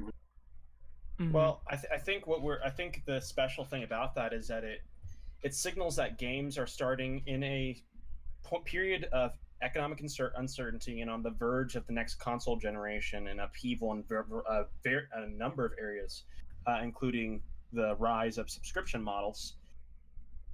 Games are retreating to the same territory that Hollywood basically has, which says that they're, as much as original IP is still being made, they are starting to rely more on familiar names. We're going to see a lot of games that, to be honest, have weird names attached to them. Maybe don't need to have a license attached to them, but because the brand is recognizable, folks go wild for it.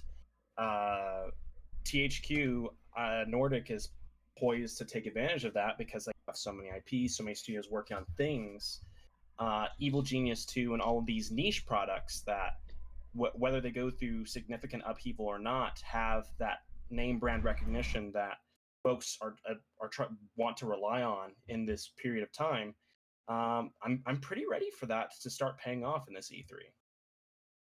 Yeah, which I'd be curious to go into further. If we've gotten everything that is leaked. Oh, one last thing. One last thing, then we can proceed. One last thing. I understand that Gunfire Games is planning on making another freaking Darksiders game. As someone who played Darksiders 3, you say that it's a bold new vision for the series. To which my response is, gosh, I hope it is, because if you're going with what you started with Darksiders 3, the series isn't going to have another one after 4. Well then. Really bad. Shots fired. With that bold statement, I feel like this is a prime opportunity to take a break. So everyone, this is your chance to get up, move around, stretch. If you're watching the stream live, that is, if you are listening to this on iTunes or watching it on YouTube, we'll be back in just a second. See everyone in a short bit. Are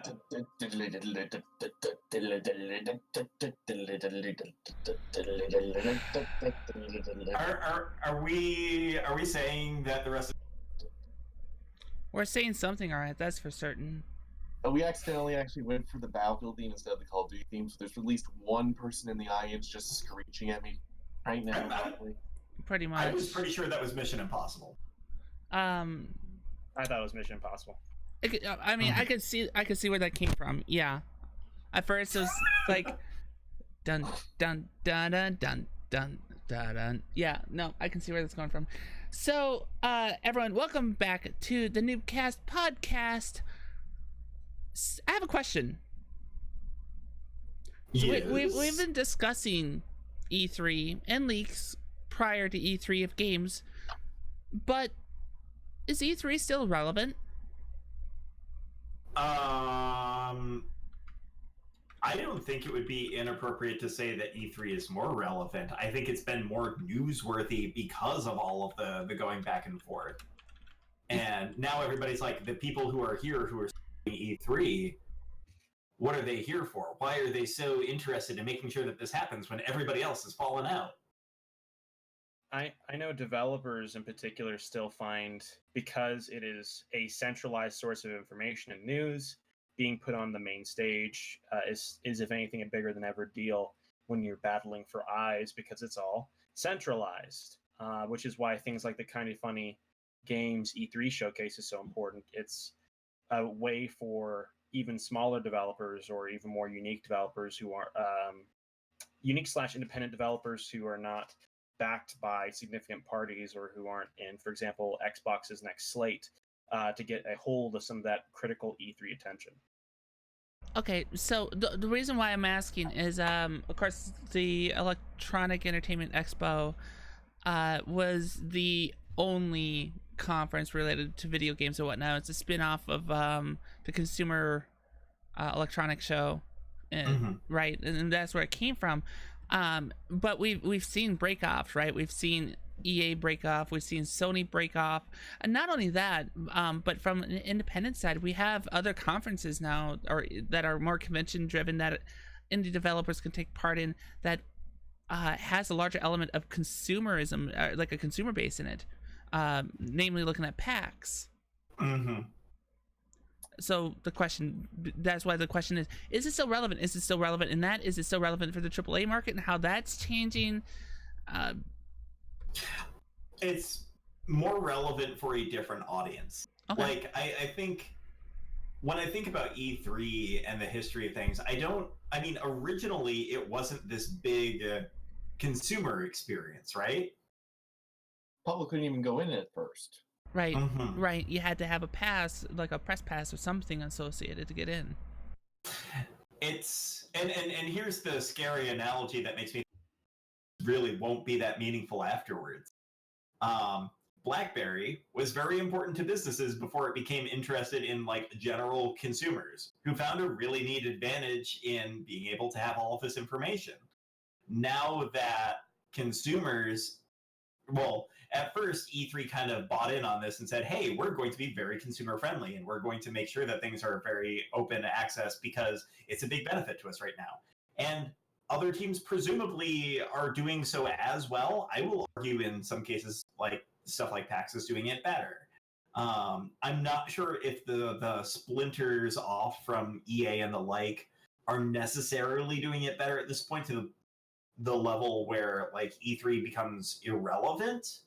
But if they really show extra value and show a reason why consumers would be more interested in checking out one brand versus everything that's available at E3, like that would be the time that things would fall apart. They're not really making a big alternative though, or they're not making a meaningful alternative. They're just making a separate alternative. There was a point in time where, let me make sure I'm getting the story right. Trademark. So you talk about the dissolution of a trademark, right? Like when a trademark no longer becomes relevant. I'm wondering which company. There was a famous example of a company that lost its trademark. Was it Jell-O? Was it Ziploc? It was Xerox. Yes. Xerox was a trademark name. They did the copying stuff. Copying was Xerox. Then people began to call it like, oh, you want to Xerox that? And hey, baby, let's Xerox. And so on. And eventually, Xerox wanted to bring that to court. And they were just told, hey, this has become a part of speech now. And I think that's what E3 is for the video game industry. It is not the name for an event. It's a name for a season in which everybody drops all of their news except some of it, and we freak out about it for a few months before we're battered with titles in the fall season. This is the time. It's interesting you bring that up, but I think that kind of happens with a lot of different like consumer markets. In particular, like the Consumer Electronics Show is one of the ones that instantly comes to mind, where that's another conference that's geared and driven around the various electronics and everything's announced that time of year, but we still hear announcements year through, like month over month. So I don't discount the idea that it's become the term E3 has become synonymous with a season. But I don't know if it goes to the point where it's got the brand, what is it, brand recognition? Is that the right term? Because the Xerox example is one where you don't grab a tissue, you grab a Kleenex, stuff like that. I don't know if it's quite to that level, but I get the idea of what you're trying to drive there. Mm-hmm. It's interesting to hear. Especially with the changes with the conference this year, I guess is why the relevance question is more prudent than ever, or even relevant than ever, is just the changes that we're seeing and how it's been viewed in recent years. You really make a really good point there too, because in terms of the shift, because we saw a similar thing in release dates, right? In 2018, a whole bunch of release dates were moved back, and suddenly it isn't just the fall season; it's the spring of 2019 season. I don't have a reason to believe that will change. In advance of E3, we're seeing both legitimate leaks, like the Rage 2 Walmart leak was the Rage 2 Walmart leak was once upon a time. But you're also seeing things that are basically pre-announcements, and then stuff that is straight up pre-announcements. Call of Duty unveiling the week before E3 in 2005, that would have been unheard of. But in a time where you need to grab attention, wherever you'll find it, however you'll find it, you'll do it. And if you're a big enough company or a big enough brand or a big enough name and there's people who want to pay attention to you, they don't need to wait until E3 to hear that news. Get it in the thousands of places where news has become decentralized, whether it's a tweet or a link or somebody whispering it in your ear as you sleep. News gets out. Listen, I wanted you to know real bad about the new Call of Duty. I thought it would fall within your interest. It's not a proper sequel to Black Ops 3. Does not count. But are you sure it doesn't? This explains so many weird dreams I've had. Yeah, I know. Here's the thing about VR. You start to get real weird dreams and your hands don't feel real. That is a thing. And I ask people, and it sounds a little bit absurd, like, do you get weird, like, do your hands feel detached? They're like, yeah, that's just a normal thing. And that should just be a normal thing with your new product of consumer technology. An Oculus engineer replied to my tweet and was like, yeah, that's actually, we found that's often found in people with mild dissociative identity disorder, and we advise them not to use VR as a result, because it will trigger it, or unveil it, or something. No one tells you this about VR. What? I never thought that I'd be diagnosed for a mental disorder by playing a game. But actually, the more I think about that, the more sensible it is. Huh. I'm just wondering how many Nelsons we're talking to right now at this current moment, because just so many more questions. All the Nelsons. They probably all would jump up to you and say yes. The Omni Nelson. The Om Nelson. I just want to also point out there's something else, though, that is less awesome. That's something that we're seeing with Call of Duty as we have with several other franchises, especially one that I have certainly some an eggs in this basket in, which is Star Trek Jedi Fallen Order. You mean Star Wars? Yes, I'm reminding someone, because I'm a huge nerd of Star Trek. But that is the lore, all the lore that I know. Absolutely. Engage. You're all about your Picards. Yeah, the Zinnies. No, Janeway, I thought. I'm all about that. But we still have not seen gameplay of Jedi Fallen Order. And the thing is, Call of Duty, it's very much a similar thing. It's like in-engine tech. It's like, yeah, that's like showing me the metal you use to make the outside of the car. That doesn't actually tell me about how it's going to drive. But it's pretty. Yeah, it's pretty, and it tells me nothing. It tells me nothing. Honestly, the most interesting thing about the new Modern Warfare, for instance, is that apparently the co-op campaign and the single-player campaign actually connect. The co-op campaign is effectively a sequel campaign to the single-player. And yet, despite all this, I only know about that because I was reading enough blurbs about it at the time, trying to find out, wait, they said there was going to be co-op? it's basically treated as not important. What's much more important is that Captain Price is back, baby. It's not the same timeline or anything like that, but Captain Price is back. And Look at the smoke on that cigar.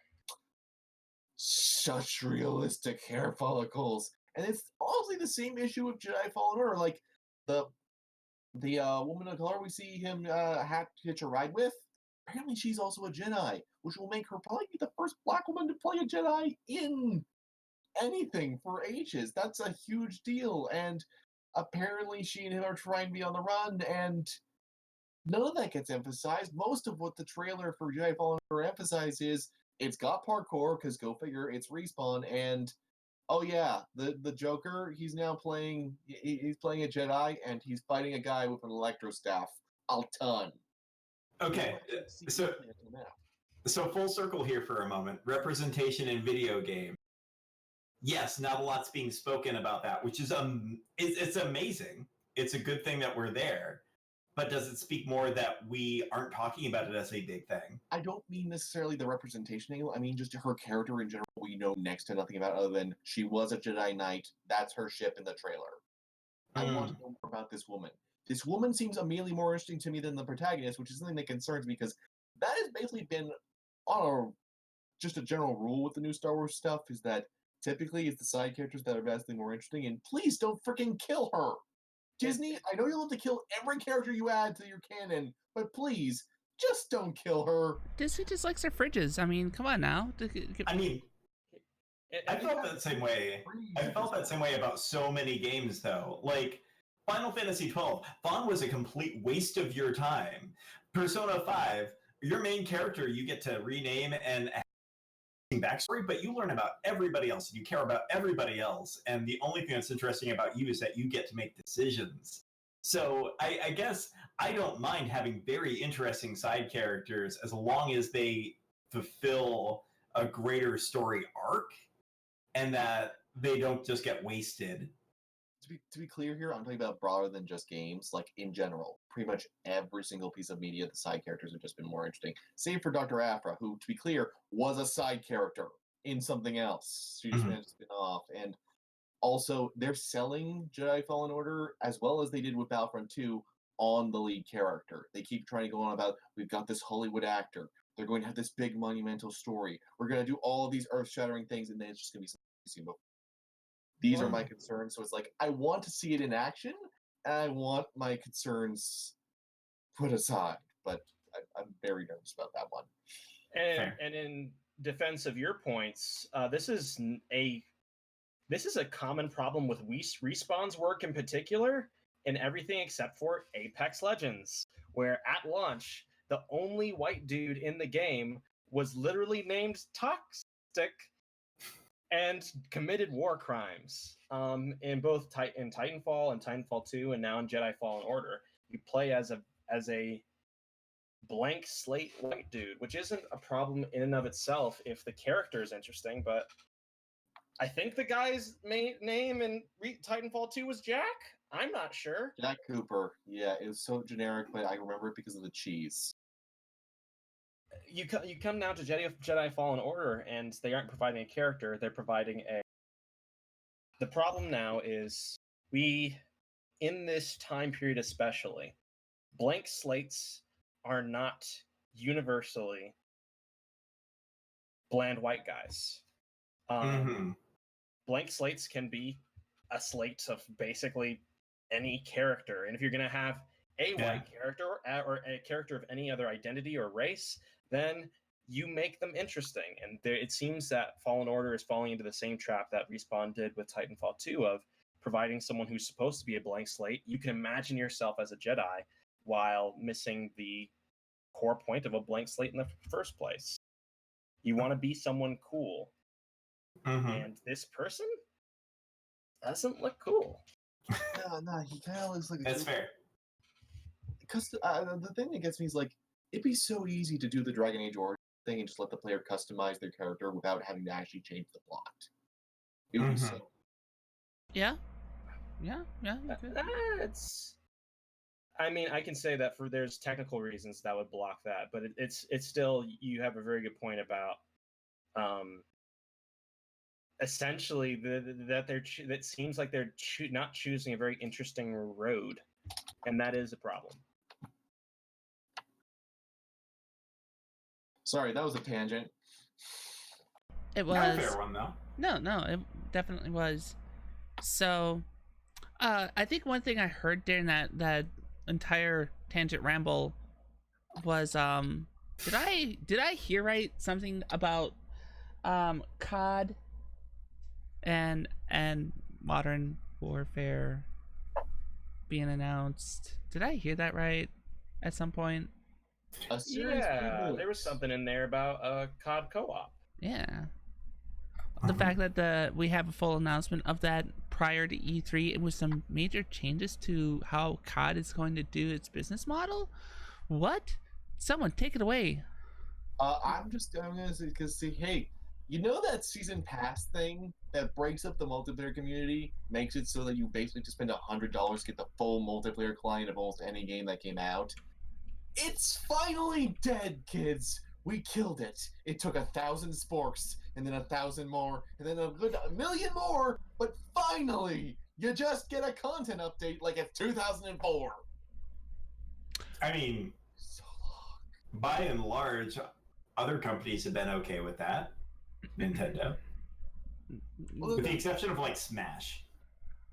yeah, it's like it's taken a while to get, because like there was first we had the Project $10, and I swear it's like just hearing the word pass made them excited, and then DLC happened, then DLC season passes happened. Now for this, Ubisoft still does it every now and then, but they've kind of been better about it. They sort of give more options. They finally have embraced their sea of choice to actually allow you to ignore it or allow for it. Whereas Activision has been pretty staunchly just ignoring everyone else and still just charging as much money as they can for everything. So seeing them not add the season, the thing is, it's the perfect way for them to compensate used game sales. Is who cares if you got your Call of Duty game for like $5? You want to play with, you waited that long, you want to play with your friends, you have to put down $50 anyway, which is really their strategy there. They just It's been a really predatory tactic. So seeing it finally die for them after EA gave up on it as well.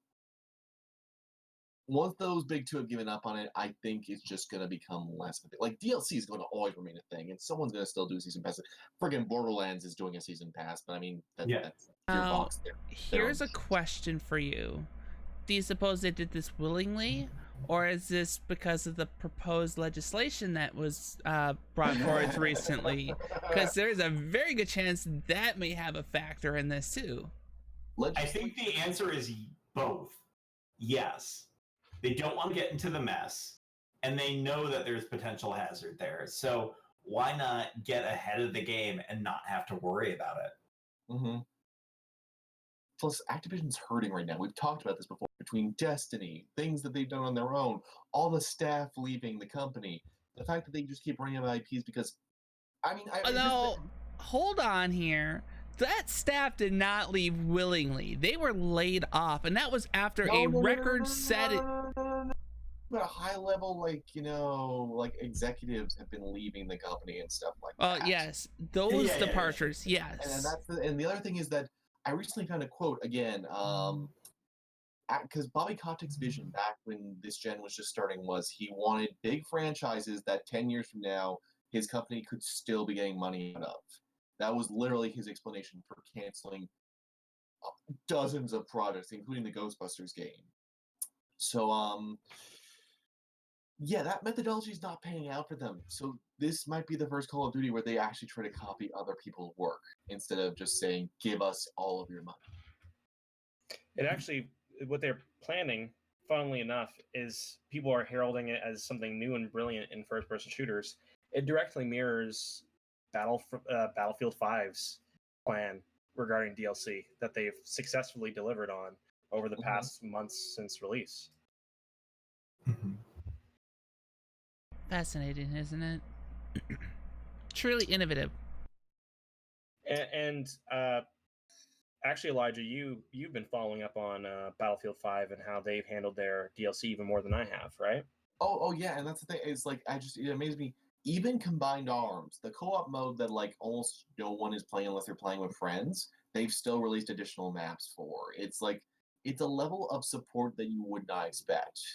Their player base is a bit focused, so they had to recently factor out 2 game modes from normal matchmaking, but the thing is, those modes were already in the Grand Operations bigger mode, so it's not a huge issue. But just, yeah, they've been rolling things out like crazy, and the thing is, Anthem's starting to do the same. Everybody was like, oh, Anthem's not going to get any content. No, 3 story missions are going to be coming out very soon with an 8-week themed thing with 2 weeks set up as prologue, and then the next 6 weeks are going to be this whole brand new region. There's going to be fully motion captured cutscenes and everything being dropped in for free when Destiny would charge you like $20 for that back in the day. So, how can we make sure that this continues to happen?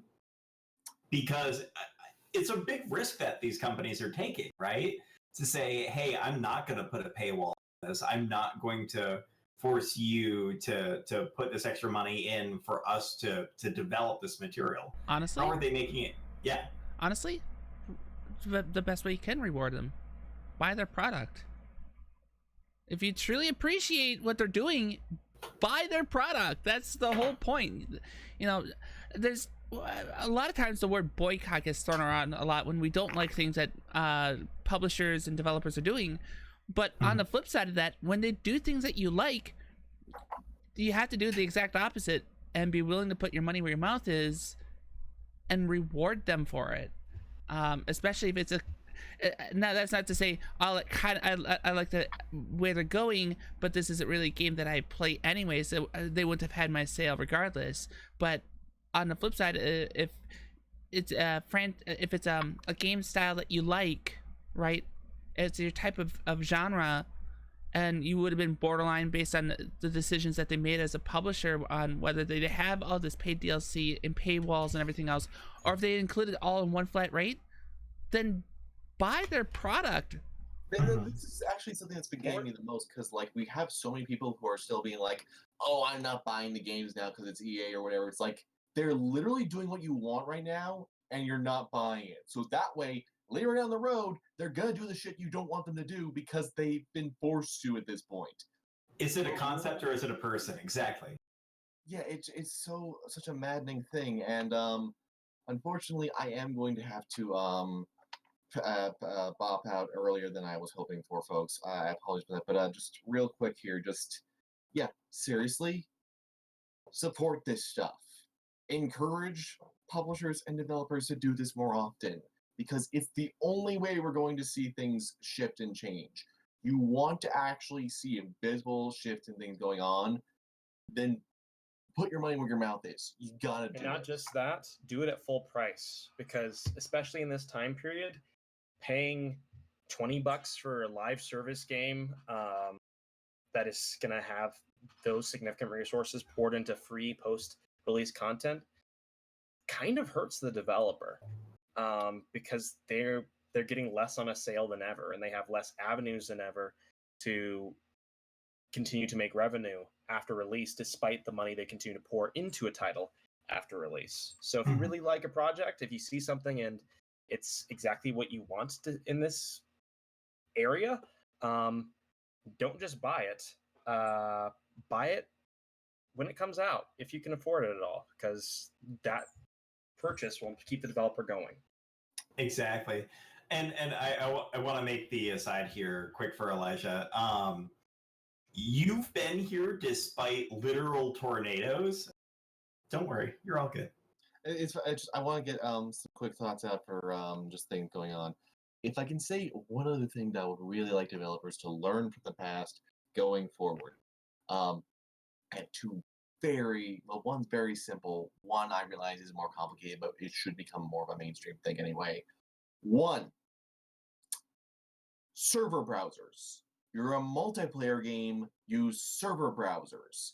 There is a reason I can still find games with server browsers that are active, and I cannot for anything that requires specifically matchmaking. It's just as killer as a season pass or anything like that. Not letting people be able to set up their own situations is an incredibly archaic thing that ironically is new. It's archaic, yet it's new. This wasn't a thing when multiplayer got started. It wasn't a thing for years after multiplayer was a thing. This is something we decided that was great in 7th gen, and it's not. It's an awesome thing to have as a secondary feature. Not everyone should have to use it. And my number 2 point would be stop being afraid of mod tools. For crying out loud, most of you are using Unity or Unreal 4. Most people can make whole games in that. Let people make content for your game. I understand you don't want cheaters, that's fine. But if you're a single player focused experience and you're using a default engine and you haven't heavily modified it, I don't see why you can't encourage it. The Epic Game Store actually has a modding section specifically for all of the games that support modding and actually come with unique SDKs. Work with them, please. Just come on here. And if I were to have I'm sure everybody's going to pretty much call the same predictions I am for E3 2019 for as far as realistic stuff, but if I were to get a really unrealistic thing to happen, give me Dead Space 4 or Syndicate 2, please. I'll take either one, EA. Just give me them. And with that, I'm the Unabridged Gamer. You can find me in all the things as Unabridged Gamer. I've got some videos coming out about Anthem real soon. All right. Hey, thanks. Bye. You can tell Elisha was using every single moment possible. He's a trooper. Without I a appreciate doubt. him dearly. Oh, we are all the broken right now. We are. I expected that to happen. I expected that to happen. So I guess we'll just make him a badger. I mean, I don't know. It's kind of funny how the badgers kind of became our mascot for our this. default option. Yes. Yeah, but I'll tell you the story. Guest, the Unabridged Badger. Although he did bring up the next thing I was going to ask, and it's an interesting topic. Is based on what we're seeing with the new COD, what are some other things that we can learn from gaming industry's past, as far as business practices that we would love to see come back? How about holding out on information until you're very well prepared to present something polished? That's old school. Holy cow. Because not to throw any games under the bus, Colonial Marines. Oh gosh, that was my throat. That was announced in 2006 and came out 7 years later, and was, how do you put it, a dumpster fire. Mm-hmm. I think when you get into a spot where a game isn't complete, but you've spent enough time, you feel required to show something that is polished, that does look like it's going to be good to go. And especially with Aliens, like, we saw an amazing demo for a game that didn't turn out to be much of anything. Yeah. Is that something you commonly encounter? Games that look polished and you don't enjoy the final project?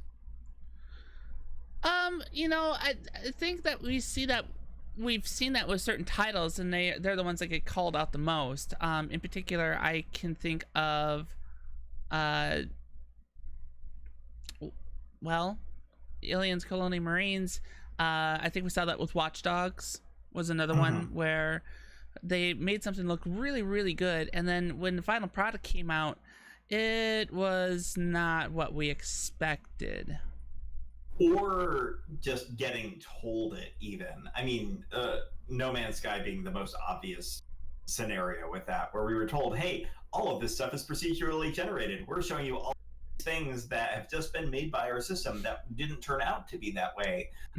But the demo gave us this hint and this hope of what was going on. Just this sense of, I'm going to advertise a little bit more than what we actually can do at the moment because we think we can pull it off, I think is too much of a risk. I think it makes more sense to say, like, hey, this is what we've got right now and this is our concept. But at that point, when you're dealing with nigh finished games, because we're dealing with Apex Legends really changed the market in a significant way, which is that, we can just release games now. The game is done, and then everyone has to get out of the way. that entire concept is there's a deep desire on the developer side to be more open, to say, okay, we have a concept, here's the things we don't know, but here's the experience we're going for. That's what you'd ideally like to see. But in this market especially, it simply doesn't make sense. Like, you say, okay, here's a feature we're planning, we don't know if it'll launch. People expect that feature, they play the game upon release, because it's been statistically proven that most people actually do not read store pages. They'll glance at it, they've already decided they wanted to purchase it, and then they purchase it. Researching purchases is not as huge of a thing as you might expect. And within that market, person plays game, gets upset, so on. You're in the same place as before, even with the qualifier, the difference being less people have chosen to buy your game in the first place. There's so many, even when you look at NDAs aren't built to prevent corporate espionage for the vast majority of stuff. It's built to keep information from leaking out to players, and then this massive mill of information dissemination and then shifting to turn it into a much bigger story to fundamentally change the message, and your launch is scuttered before you even put it out. When I see the current launch trend and how polished do you get, if anything, the advice that the developers that I speak to and the developers I see, especially in the independent sector, are saying is bring something as polished as possible to the table.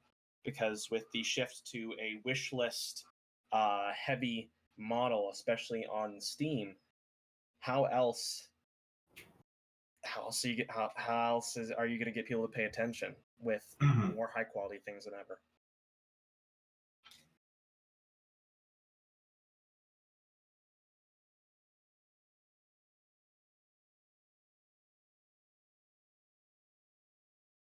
We don't catch you right now, Mish. I realized I had it muted because I'm trying to make sure that the air conditioner doesn't bleed through. No, I was saying that's really tough. That's a tough one. Gosh. It also makes development even more scary because, for example, if you can't use prejudgments as a consideration of whether or not to invest more money in a title. Like, for example, an E3 showing where you show off a little something and people are really quiet about it, you can't use that to quietly pull back on how much money you invest into a game. You have to invest all of your money up front, which, imagine if you're a non-cash flow heavy developer, you're screwed. It's part of the reason you're going to see a whole lot of businesses go out up here and soon. Some that you know, some that you don't. Simply because, aside from the usual considerations of getting people to play your game in a shifting market, you also have the simple issue of, well, this message can be taken out of this message, or what this game is can be taken out of context in a million different ways. So what the heck can we do?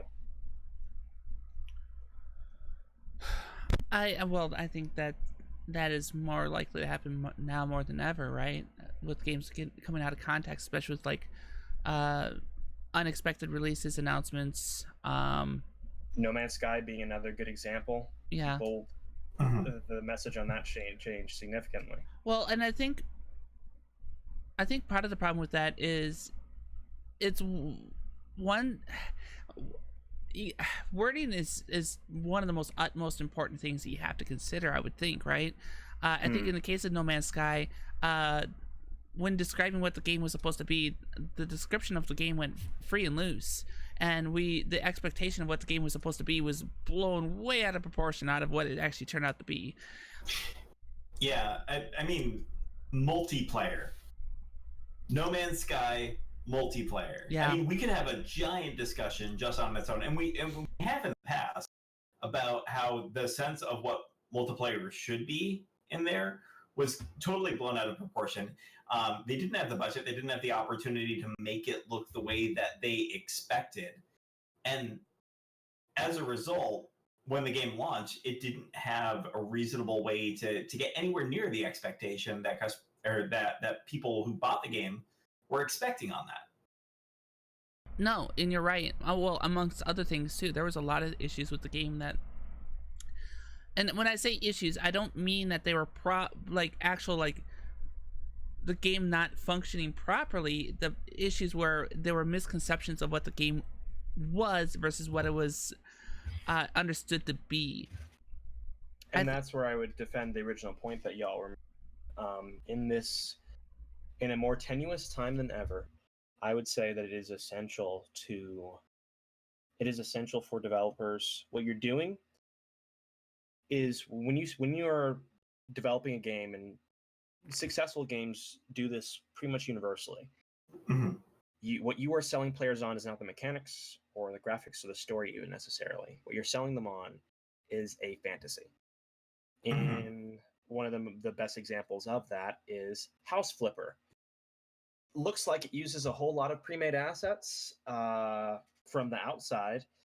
Seems like it has simplistic gameplay. What keeps people so invested in that experience? Why has it been such a massive success? Well, you're a person who gets to flip houses. You take down walls. You make this place nice, and you sell it, put it on the market, and do it all over again. Yeah, that is a compelling fantasy. You're absolutely right. In that, I also think that part of what worked for House Flipper is I don't think that there was any expectations that weren't met for the game either.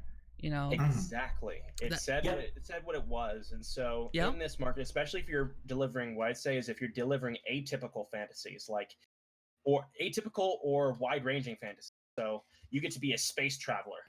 That can be any number of things. The advice wouldn't be to not sell people on a fantasy, but instead to try to be specific about that fantasy while still keeping it compelling. Because if it is a new fantasy or a vague one, that can be taken out of context, and it can turn into your worst nightmare. The core concept can't be controlled by the features, is what I'm getting out of it. Because I think No Man's Sky was this idea that we are all a single persistent reality, which, I mean, you can fake to a certain extent. I mean, you take a look at Elite Dangerous, material is instanced, right? And you can create that illusion extremely well. And because of that, I think Elite Dangerous sells its main point extremely effectively. Even though it's not like you can have tens of thousands of people hanging out over by the same planet at the same time. Well, I think that's also a game where it's vastly large with various types of gameplay. I think with the atypical fantasies that Nelson brought up, though, another game that I feel like has been doing that with its presentations is not out yet, but we've had their developer or their lead developer on the podcast before is Skatebird, right? Yeah, and that's another Skatebird. Yeah. I didn't want to name drop since Megan is a friend, but holy crap, Skatebird. Yep. No, I have no problem dropping Megan's game and her name, because that is another game that looks like it's gonna be a ton of fun, but that development team hasn't gone out of its way to be like, this is gonna do this and that, and you're gonna be the next Tony. I wish there was a hawk in that game named Tony. Damn it. Sparrow. Yes, Tony Sparrow. Right? You're not. They didn't go out of the way to do that, right? It would be so easy to do that. Yeah, and they don't, because it's immediately recognizable. And they don't. And what's been communicated is exactly what to expect, and I think that'll make it more successful as a result of it. Megan's done a great job exposing her development process. She is the argument for more open development from a certain perspective.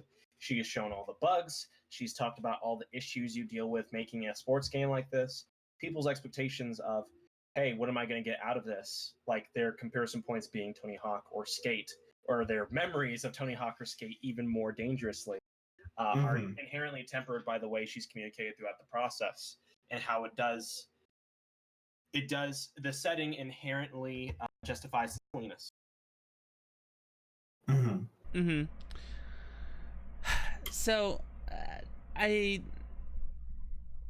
I guess so. The general consensus is, what do we want to see back? The communication of things.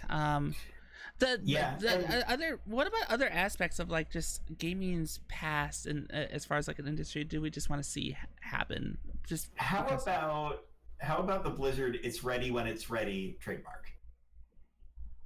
Oh, I miss that.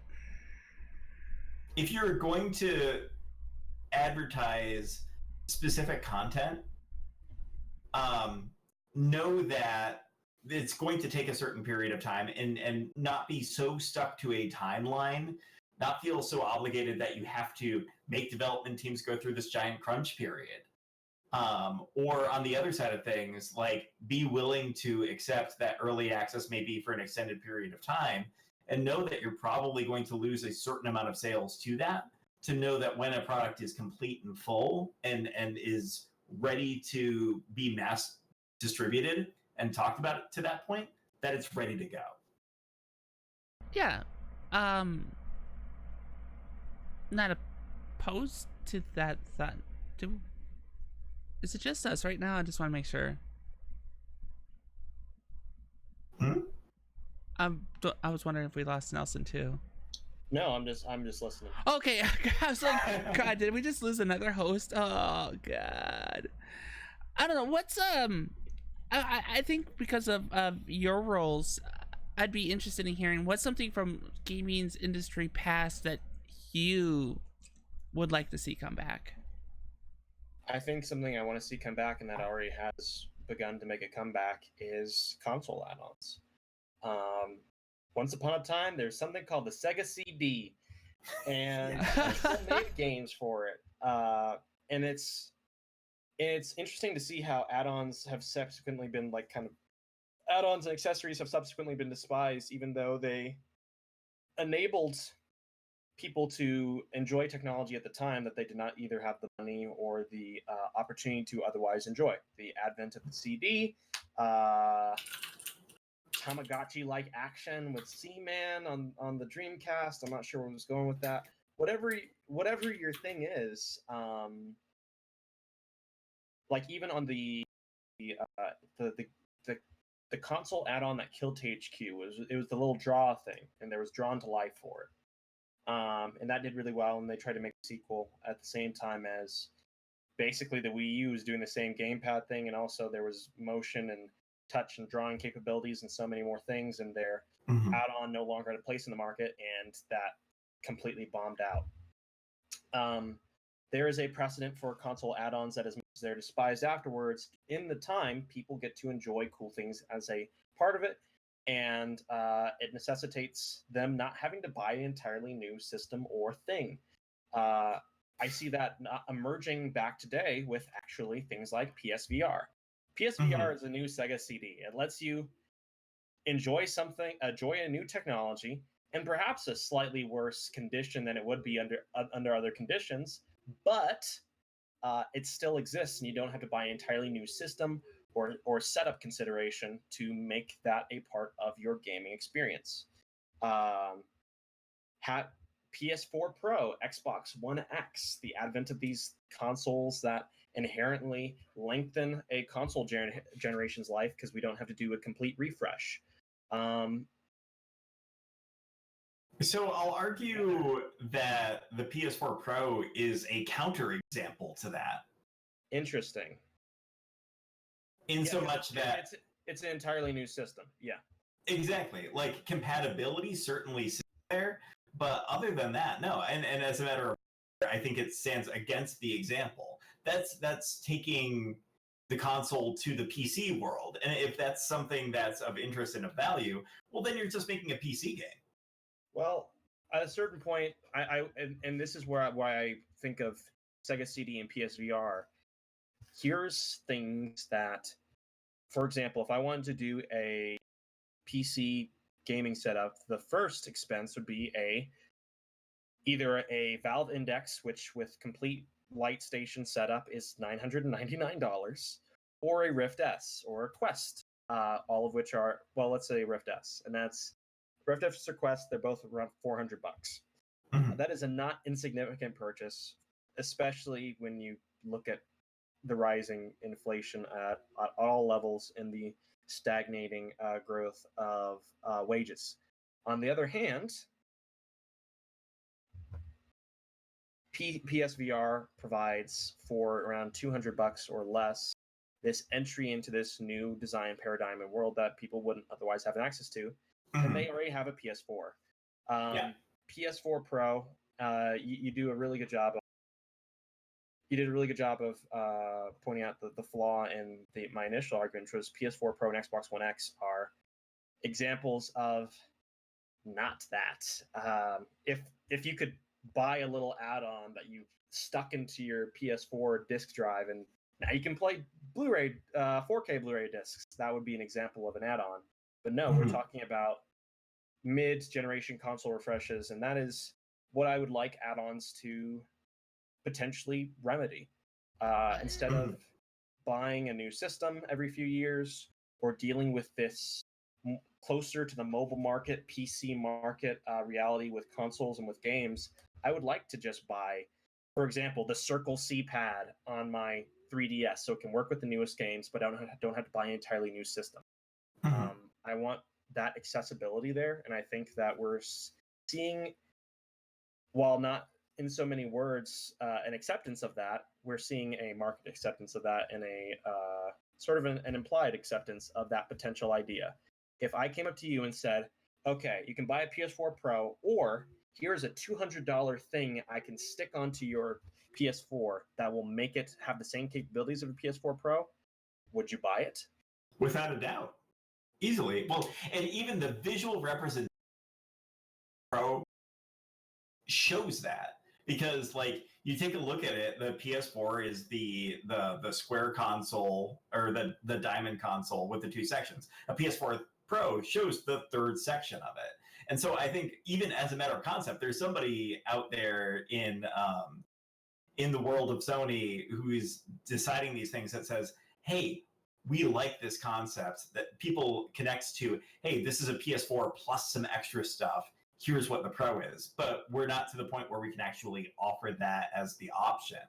I think an expansion of that, other than the awkward pun or double entendre with that, makes sense.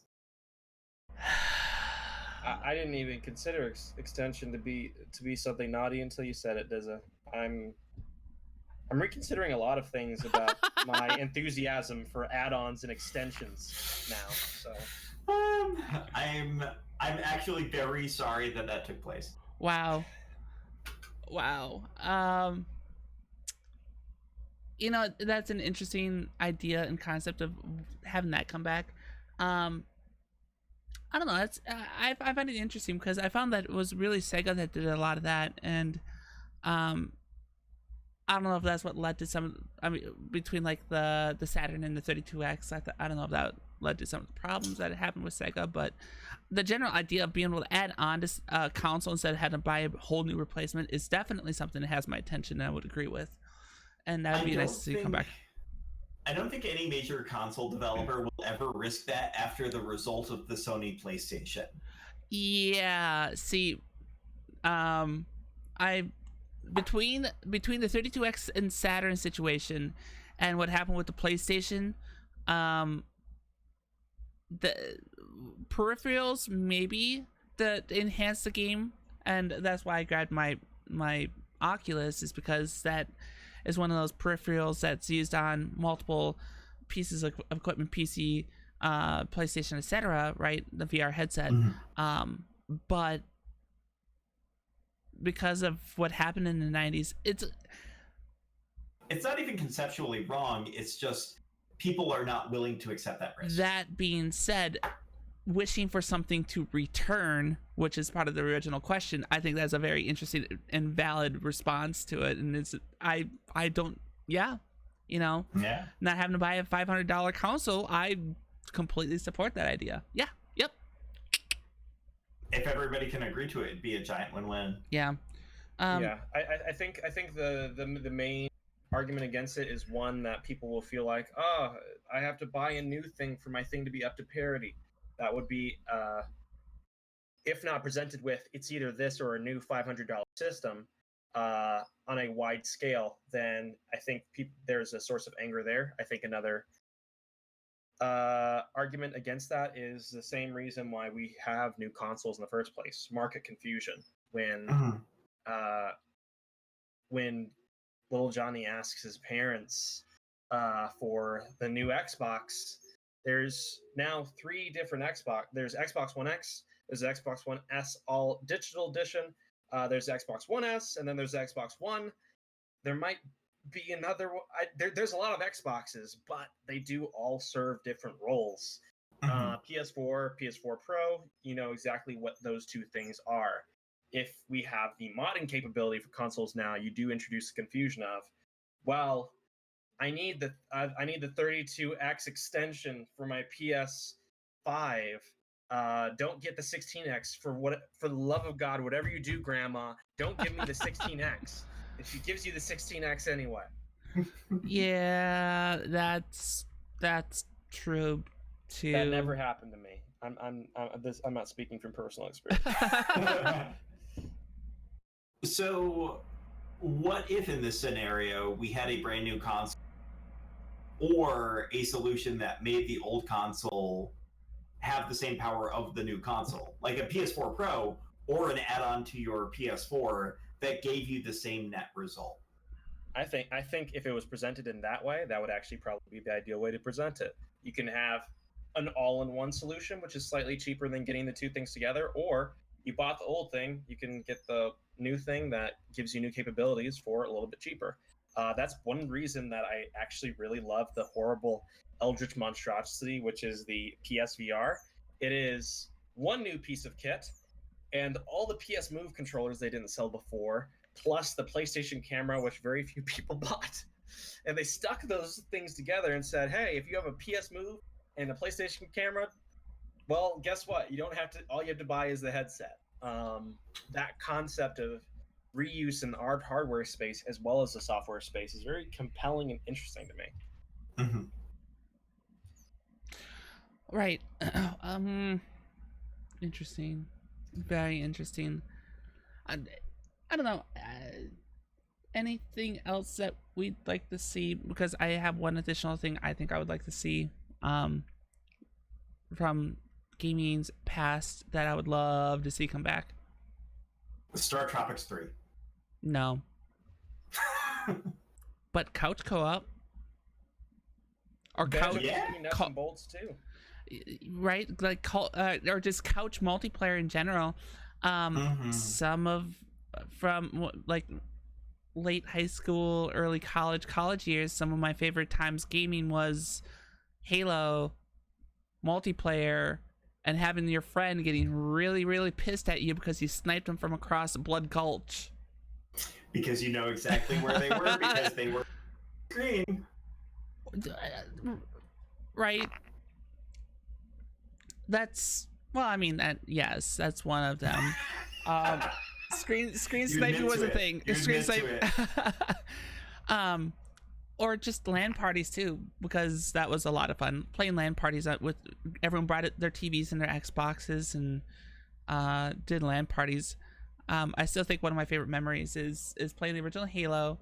It was 16 people and it was 4 teams, and each team was in a different room. We ran Cat5 into the various rooms and had a hub.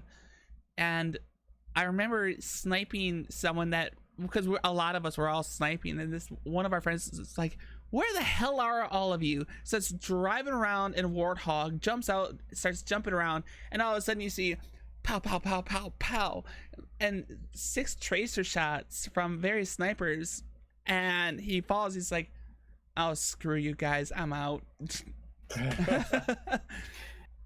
If something gave it a distinct advantage, and here's the challenge with that, is that, you know, I think about the Switch and how convenient it is to get onto a wireless network and connect with other people. I enjoy like playing Diablo 3 that way. It's very nice that you can take a game that was originally designed for PC that really like you couldn't enjoy as a good multiplayer experience, and now have everybody in the same room doing it. Part of it is kind of the social engineering of, why is the reason that I would get all of these people together in the same room now when it's more convenient to do it at home. Have you And I considered a fake funeral? Just saying, when I want to have a LAN party with the boys, first thing I do is say that someone's dead. Well, I mean, I guess it works. But I think if there is a good situation that brings people together for that, yeah, that's a unique experience. There's something special about that you don't get even when you're playing multiplayer separately in different rooms and different houses. That is worth it. And maybe it is a matter of taking the time personally and saying, hey, how do I get all of these people together? Especially because, we're not in the same situations that we used to be in, where everybody's in college in the same area together. Yeah, that's true too. I guess that's nostalgia that might be hitting, but God, I miss it sometimes. I miss it too. Absolutely. All right, on. So just to move things along a little bit, what? This is gonna be a multi-part question.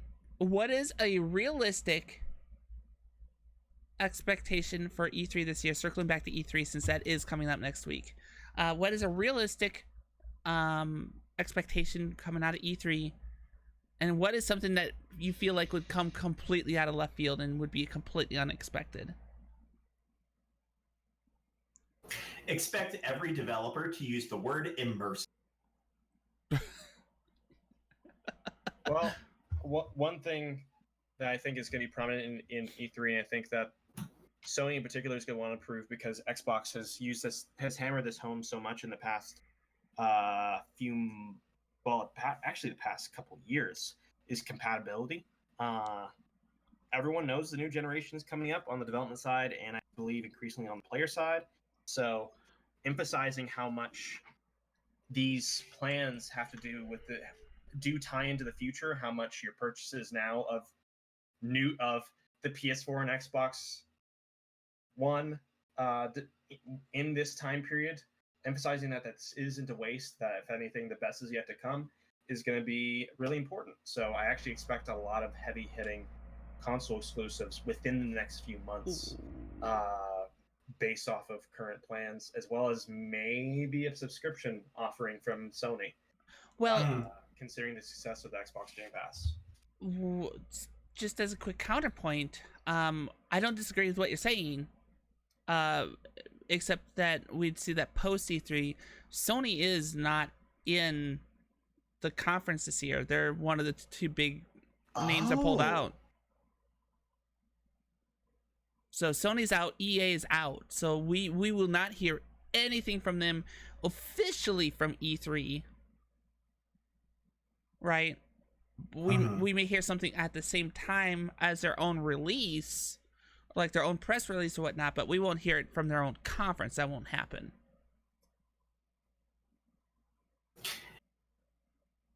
Yeah. Interesting. So, if anything, you think that do you think the news will come at E3 or during E3, just at independent events, if anything? So what I could see happening, because a lot of things end up coming out in press releases post press conference day 0, is that we may see press releases come out during the week to ride the hype, and because so many different like freelancers, gaming journalists, gaming content creators, etc., are watching press releases come wild, that we can expect those press releases to come out around the same time, but they're not going to be at the conference themselves.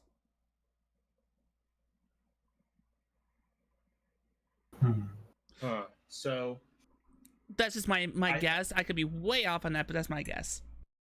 I think press releases are going to happen. I think more likely we're probably going to get a lot of footage. Videos will get released, GIFs, so on, things that can be shared for viral impact. For example, there was rumors a few months ago that were kind of quietly squashed / dropped, that Scalebound would either come to Nintendo Switch, or that it had been revived in some way, shape, or form. That I could see that being, if that is an actual thing, I could see that being a major announcement that either happens, as you mentioned, day and date, or is a video after the conference, after day 0, so that people retaining eyes during the week of E3, I think, is going to be really important. So your suggestion that actually we're going to see big announcements on the show floor, but they will actually be in the coming days more as well, makes a lot of sense. If I'm Xbox, I want to have eyes on Xbox every day, ideally, not just in my one-day burst alongside whoever else has a conference. So that makes a lot of sense. Yeah. So I guess that being said, I'll just throw my two realistic and out of left field expectations.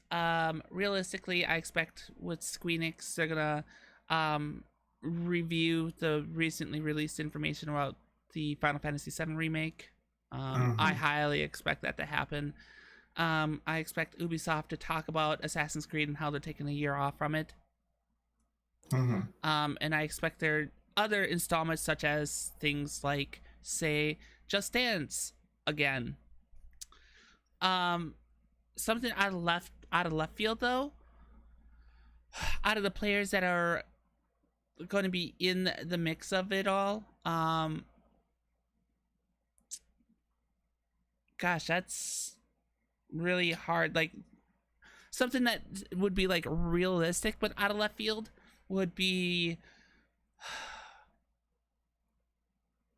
I don't even know, because it's Microsoft, it's Ubisoft, it's I mean, you get indie devs too. Maybe Bethesda giving an announce date for their space game, which escapes me right now. Yeah, which is going to be with next gen consoles. Yeah, yeah. I mean, having an announcement related to a release date for that instead of just re-hyping it, like coming out this holiday season, like that would be the left field one for me. Unrealistic expectation, I would want to see another Splinter Cell. Yes. I think I can see the reasons for them not doing it, but I rationally want it in my hearts, and I want Michael Ironside to come back, because he did it for Tom Clancy's Ghost Recon Wildlands. If you do something once, you can do it again. We can make sure you do it again, Michael. But just because we care about you. This is starting to sound very dangerous, so let me move to my other unrealistic expectation. Somewhat based off of current events. I don't know if this will happen either this year or next year, but I absolutely believe that a Dreamcast Mini will be a thing. We're already getting the Genesis Mini this fall. It's actually quickly approaching. So having a Sega Dreamcast Mini, I think people would freak out about that. I would freak out about that, and that would either make some real good E3. That would make real good E3 announcement material either this year or next year. Okay. Should we relaunch the Phantasy Star Online? And I am. We haven't seen any of those mini consoles be online enabled. I wonder which one would be the first. If like the Sega Dreamcast Mini, a hypothetical one, would be the first because of Phantasy Star Online or something. That would be a major game changer because we don't have an expandable mini console yet. If they can pull it off for Dreamcast or for another console, that would be huge news. On the game front, aside from Splinter Cell, I have a real soft spot for a quite neglected Xbox franchise. I mean, I know we all want another cameo, but if we get a offshoot of the Halo series, I would be very happy to see that. Everybody's talking about Halo Infinite, but honestly, we're reaching a point in many Xbox franchises where stories have been told, fundamental stories, best-selling stories, but they continue to make games. We're getting Gears 4, which was really quite good and was a meaningful innovation on previous games, but we are also getting a Gears 5. We got Halo 5, Halo 4, now Halo Infinite. I want to see a major reboot or rebrand franchise from one of the main players, simply because these things have life. I think people just need to be reminded why they love them.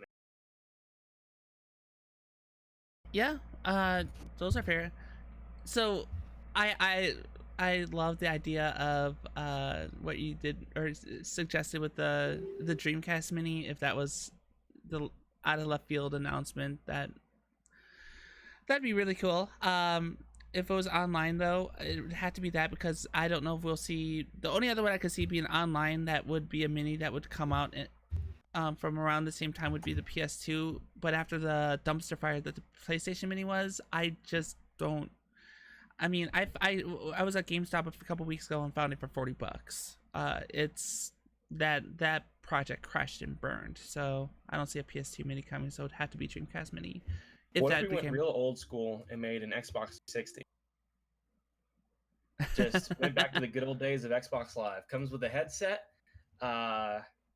and everything. Yep. And there's a scratched off thing that says Xbox 360S, and Microsoft says this is totally a mini console. It's new. Don't give them ideas. Dizza, do you have anything else you want to throw in on that topic? I mean, if we're gonna throw ridiculous ideas for Xbox, let's say actually making that Phantom Dust remake that they said they were going to do. Phantom Dust was one of my favorite games on the original Xbox. It was the one reason why I would have considered going through and getting an Xbox at the time. And when they said that they were going to make a remake, I was super excited about it. It ends up turning out that the remake is now a remaster, and that remaster is still on hold. And I'm pretty sure that the project actually concluded without actually making a game. I'd love to see that magically come up. I think it's going to be a lot more. I mean, Square Enix is going to talk about Final Fantasy VII Remake because we've been itching for material. Kingdom Hearts 3 is out. I don't know what else they would necessarily bring to the table at E3. I think the other thing to watch out for on E3 is going to be an increased focus on everything digital. One of the big things that we see is that this next generation of consoles is most likely going to be the last generation of physical consoles, that everything's going to stream out and in the same way that we've been kind of hearing about in different ways. And I don't know how realistic that is at the moment, but I do think that Sony and Xbox are going to start putting the feelers out to see if that's something that they can also get their hands onto. I think that's a good expectation. I mean, right now we install games onto consoles. Pretty soon, consoles will install onto you, and I'm here for it. Cyberpunk future.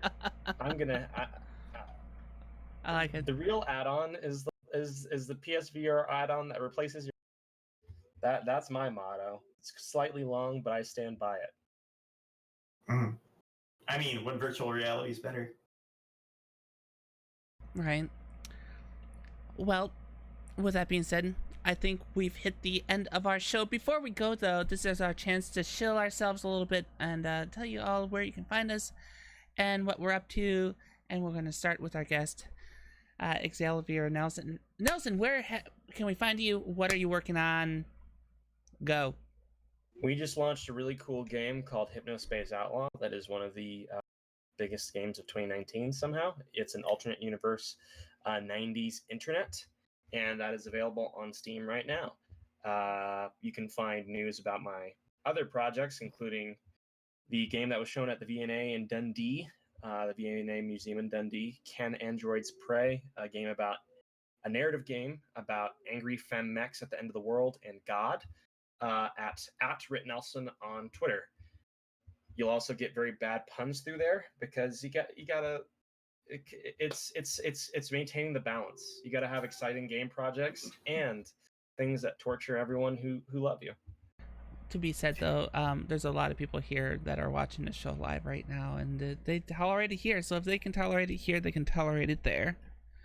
We'll Xalavier, also note, thank you. I have not been paid for this, but Hypnospace Outlaw has been an amazing retro perspective. Thank you. And I'm very glad that you helped make it, because I think it's a great addition to my list of games. That means a lot. Thank you, Dizza. Cool. Dizzy, what's coming up on your channel? Where can we find you, etc., etc.? Well, the big focus has been St. Jude, and now there's a bit of a blank space. Try that again. Your microphone cut out. Oh, did it? Yep. That's so good. Try again. From the top. But with all of our work for St. Jude at a conclusion, I find myself in a weird spot. I do, however, want to talk about a group that I've been working with, Boston Gamers, who will be doing a charity 24-hour stream to help support a local organization, Fenway Health. That's going to be next Friday, so not this coming Friday, but a week from the 14th through to the 15th. It'll be 24 hours of craziness and hilarity and a whole bunch of different awesome streamers playing different games. So definitely stop on by for that.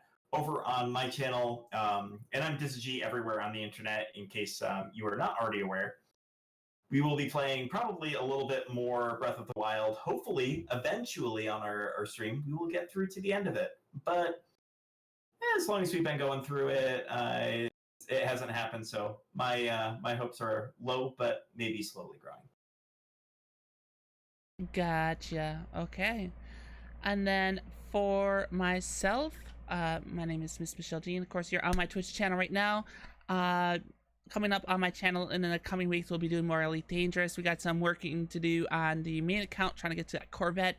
On the alt account, we may pop back in to serve the Princess Ashling Duval, because of course the Imperial Princess is the only way to serve. On top of that, we'll be switching between the Division 2. Maybe the Sims will come back in. More MechWarrior Online, because that seemed to be a thing that was rather interesting that people enjoyed.